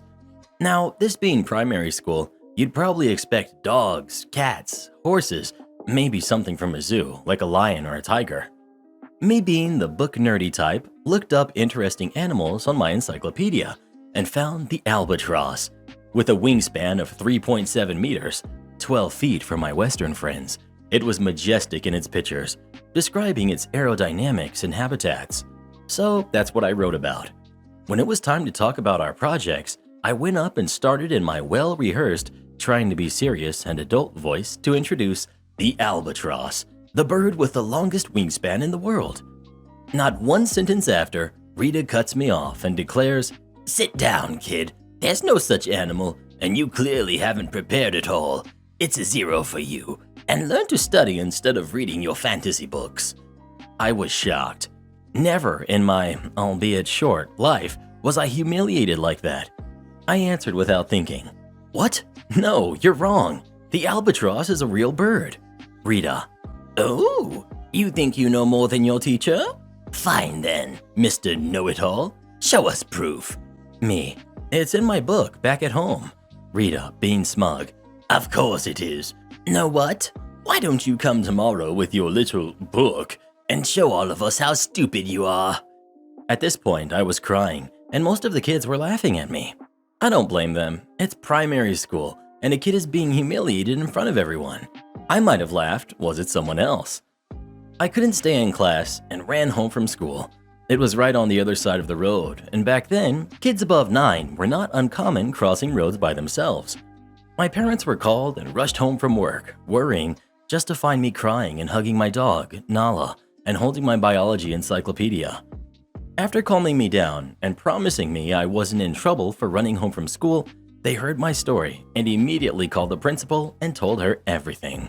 Of course, she heard a very different story from Rita, but she agreed with my parents that it was highly unusual for an 11-year-old book nerd with high grades and no problems with behavior to run away from school. So she made an agreement with me and my parents. If she wants you to prove her wrong in front of everyone, that's what she'll get. The day after, I was entering class sheepishly with my book as a shield to hide my face behind. Before class started, there was an announcement that called all kids and staff to the central courtyard for a lecture. This was not that unusual, but no one expected that at 8 a.m. Most of the time it was called during or right after lunch break. We went out, and there was my principal, the janitor with a mic and amp, and Miss Rita herself, smiling daggers at me. Behind them was a black tarp-covered stand, important later. As everyone settled down, the principal called, "OP, can you please come up? Everyone, this is OP from Class E2, and he has a very special animal to talk about." Some polite clapping, and the principal hands me the mic. I start giving my lecture, doing my best to keep my voice steady, and as I do so, the principal stops me. Principal, taking out a different mic. "Wait a second, OP. I think some people here don't know that albatrosses are real. Do you have any proof?" Me, "Yes, ma'am. I've brought the book like Miss Rita asked me to." Principal, "Well, that's good and all, but not every book is considered factual. What kind of book have you brought?" Me, "An encyclopedia about biology," showing the book to everyone. Principal, "Wow, that's a very good book to have.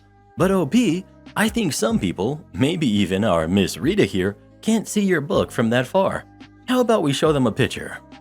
At this point, both the principal and the janitor pulled on the tarp, revealing a large picture, hastily plastered to a board, of the albatross. This was rewarded with claps and oohs from the crowd, though I felt mine was the loudest. Principal smiling at me. "How about this, OP? I know you'd love to tell everyone about your bird. Would you like to write on this board, and we'll place it in your class?"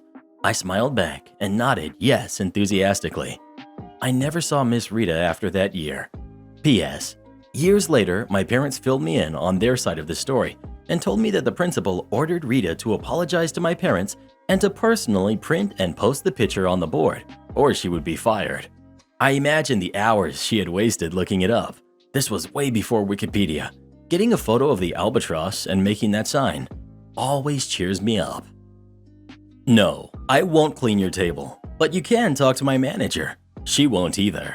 A couple years ago, I was working for a theme park as a live entertainment support tech, as you can tell by my username.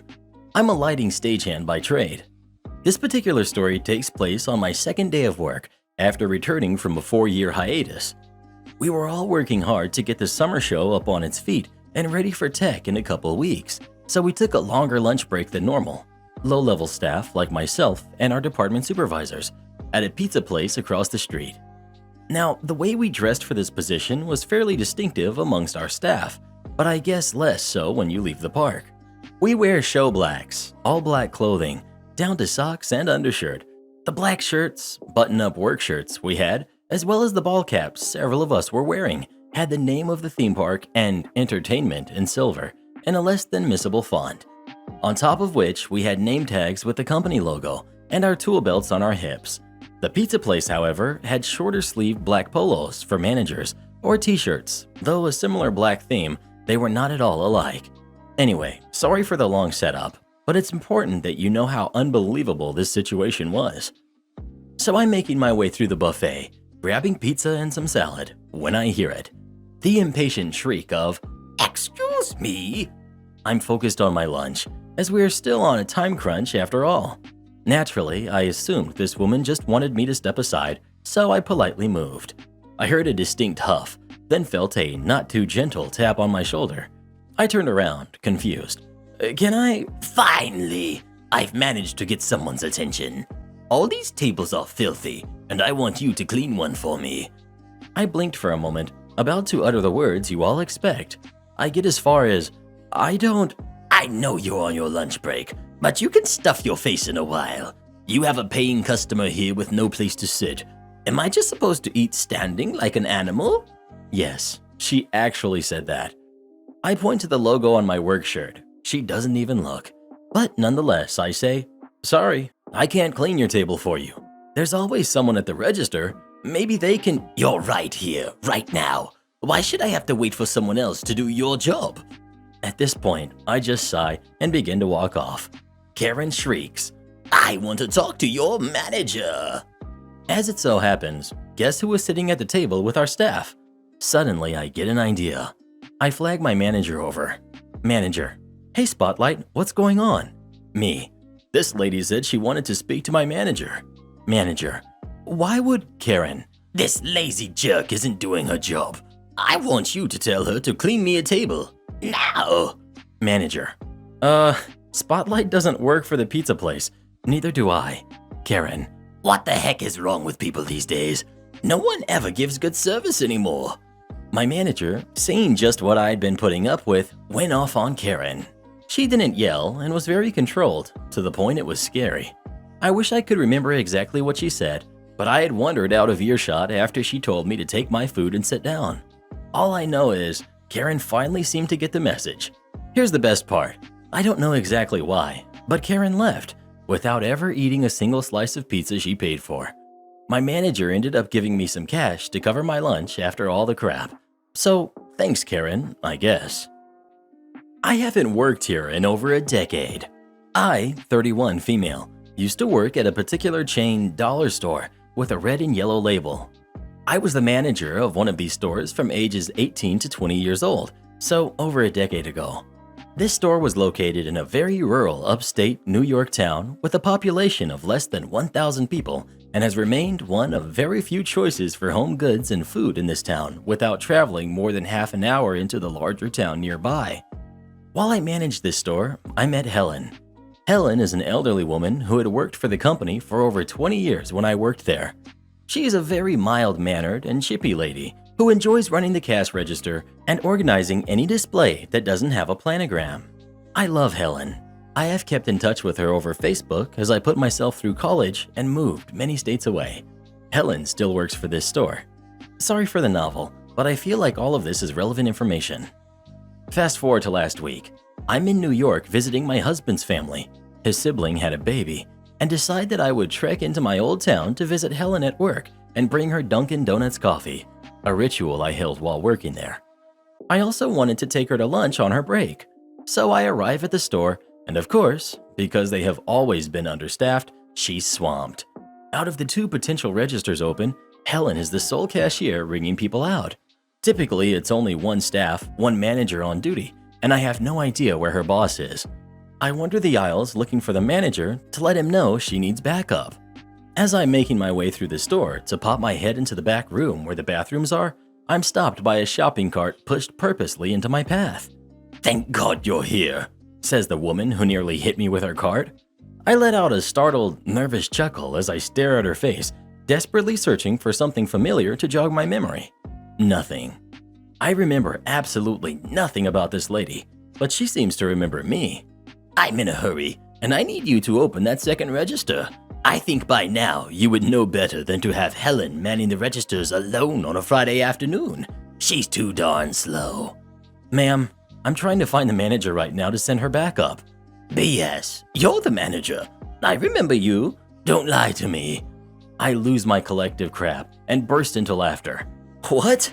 is all I managed to get out. "Girl, everybody knows you run this godforsaken store. Go help her." I look down at my shirt to make sure I'm not wearing red, the uniform. Nope. And say to this lady, "I haven't worked for this crappy company in over a decade, ma'am. I'm just here to see Helen. Now get your card out of the way so I can get her back up." She pauses for a second, tense like she was about to scream, then exhales in an animated fashion and slowly pulls her cart back. "All right, but you definitely know how to run the register." I push the double doors open to the back room and say, "I do not work here." Thankfully, I ran nearly straight into Helen's boss. He quickly went up front to check her out. I still have no idea who the heck she was, and I remember most of my regulars. It threw me for such a loop. Helen and I had a great lunch. She swears she's never seen that lady before either. Am I the jerk for not telling my sisters that I actually own our parents' house? I won the lottery 10 years ago, and my state allows anonymous collection. I told no one, not even my parents or sisters. No one in my family is struggling financially, at least that I am aware. Both my sisters have very good jobs and are married to men with good jobs as well. Their kids go to very good private schools, and they all take at least 1 good vacation a year, so I didn't feel the need to help anyone. 5 years ago, I bought my parents a nice house on a lake. I told them I had invested in Bitcoin and had done very well. This was my way of thanking them for everything they had done for me growing up. Our current financial status isn't even remotely close to what it is now, so I owe them a lot. But putting the house in their name would put additional expenses on them and me. It was just easier for me to keep it and them treat it as their own. The only catch was that I didn't want anyone to know I gave them the money. I've heard too many horror stories about lottery winners, and I've done everything I could to keep that from happening. 6 months ago, our parents both died in a car accident. My little sister asked my older sister and I to leave everything alone so we could grieve and not worry about the estate. Last month, older sister approached my little sister and made an offer to buy her third of the lake house. She accepted and was paid. I found this out a couple of weeks later when older sister came to me to make the same offer, and I initially declined. But when she told me that she had already paid little sister, I had to tell her that our sister owned no part of it and that I had 100% ownership. At first, she didn't believe me. My parents never got around to making a will. If you're reading this, please make a will. So she knew it hadn't been left to me. We were at my house, so I just pulled the paperwork out of the safe and she went ballistic. Because these posts have character limits, I can't go into full detail about her meltdown, but suffice it to say, it was epic. When little sister found out, she had a freak out of her own. She took the money and paid off her house. 90% of the money was gone. Older sister has enough money to buy the other 2/3 of the lake house, but apparently not enough to give away a few $100,000. This has obviously caused a massive problem within the family. The main question is, how could you not tell us? The easiest answer is, it's none of your business. But keeping that information to myself resulted in a massive mess for my sisters. They now have to work out a repayment deal, and older sister is out of that liquid cash that could have been used to make money with investments. I've been called a lot of names in the last week, and there's a lot of hurt feelings all the way around. Am I the jerk? Edit, since there's a little confusion. Let me be clear. No estate was set up before this happened. My parents were 100% debt-free and paid for everything they could with cash. This was part of their justification for putting off their will. Everything will be split evenly. I figured I would tell my sisters once we got ready to set the estate up. Second edit to further clarify things. A mutual friend's husband does appraisal work for a bank. He came out to the house with my sister and gave her a solid estimate. Am I the jerk for telling my son he won't be punished by me if he skips detention? My son is 16 and goes to an all-boys school. Last year, they had a new principal take over, and it turned the school upside down. The school set new rules on piercings, tattoos, shoes, and dyed hair, which really upset my son. He didn't have to take out any under the mask piercings, but had to take out all of the ones on his ears, and the school is still complaining about his ears. Stretched to 15 millimeters, looks horrible with no plugs in. He also wasn't allowed to take off his jumper, even in June, because he has a large visible half sleeve on his arm, and they weren't giving out about the tattoo itself, just the fact it's colored in. Tattoo was done for his 16th birthday. It's a piece for his granddad who helped me raise him, and he had to dye his hair from green to bleach blonde, which has him really upset. This year they've set a new uniform. It changed the jumper, shirts, and they've added a school jacket so students can't wear their own, and even a PE uniform. The new uniform is extremely expensive and I cannot afford to get it. They only informed us about this in July, and other parents are in the same boat. I told the school this, and I can't even give my daughter the uniform, and she's in an all-girls school. The school said I need to get the new uniform by September and all this year's add-ons. I said again that I can't afford it and that the last 7 years' ones will just have to do. In his final year of secondary on top of all that. I said either they can provide the uniform or they can be quiet about him wearing the old one. The principal told me that if he doesn't have the new uniform, there will be letters sent home constantly. My son will be given detention, and if he doesn't attend his detentions, he'll be suspended. After this call, I told my son that he doesn't have to go to the detentions, and any suspensions he's given, I won't punish him for, because it's not his fault I can't provide him with a new uniform given under 2 months' notice about the change. My daughter overheard all of this, and she got really mad at me for telling him he can do that, because when she got suspended for calling her teacher a name last year, I took her to work with me and had her clean the kitchen as a punishment. She thinks I'm the jerk here for telling him I won't punish him. Am I the jerk? To avoid typing this out for the millionth time, I was working in a job that paid me more than double the one I'm in now when my son got his tattoo. I'm on half my normal wages with still bills to pay, kids to feed, and normal monthly expenses. I cannot drop 400 euros on a new uniform that will only be used for 1 year. I can't afford or justify not eating to be able to afford it. Circumstances have changed drastically, and being out of work for months with bills and other expenses. Am I the jerk for agreeing with my brother's ex-girlfriend? I, 34 female, have a young brother, Tom, 30 male, who is co-parenting my 4-year-old nephew, TJ, with his ex, Amanda, who's 30. She and my brother had known each other since middle school and dated off and on in high school. It wasn't until after college that they decided to get serious and moved in together. They were even engaged and would have gotten married if Amanda hadn't had found out that she was pregnant. The dream dress that she wanted to wear was not made to fit a pregnant person, and she opted to wait until after their son was born for the actual wedding. Everything seemed to be going great until Tom decided to toss a grenade into the relationship by asking for a paternity test before signing the birth certificate. He admitted that he had no proof, nor did he suspect Amanda of cheating, and believed that their son was his, but wanted to be 100%. Obviously, Amanda didn't take too kindly to what was being implied and moved out while Tom was away at work. A few days later, he got the ring back through the mail, along with a court summons for child support, which included the DNA he initially wanted. Tom was the father, and while there were people on both sides trying to push for reconciliation, Amanda wasn't interested. She was mostly civil about everything, but refused to engage with Tom about anything that didn't directly involve their son. To me, she didn't seem angry, just cold. Like she could put on this convincing mask of warmth and joy with Tom whenever TJ was around, but the second he wasn't, she would go, "Please don't touch me." Tom has always been hurt over how Amanda responded to his request and feels that she failed TJ by walking away instead of just staying in the relationship. I mostly just bit my tongue, but now that Amanda had started dating again, Tom has gotten worse. One day he was ranting about how it was too soon for Amanda to be dating. I responded by bringing up how Tom has had at least 2 girlfriends since his relationship with Amanda ended.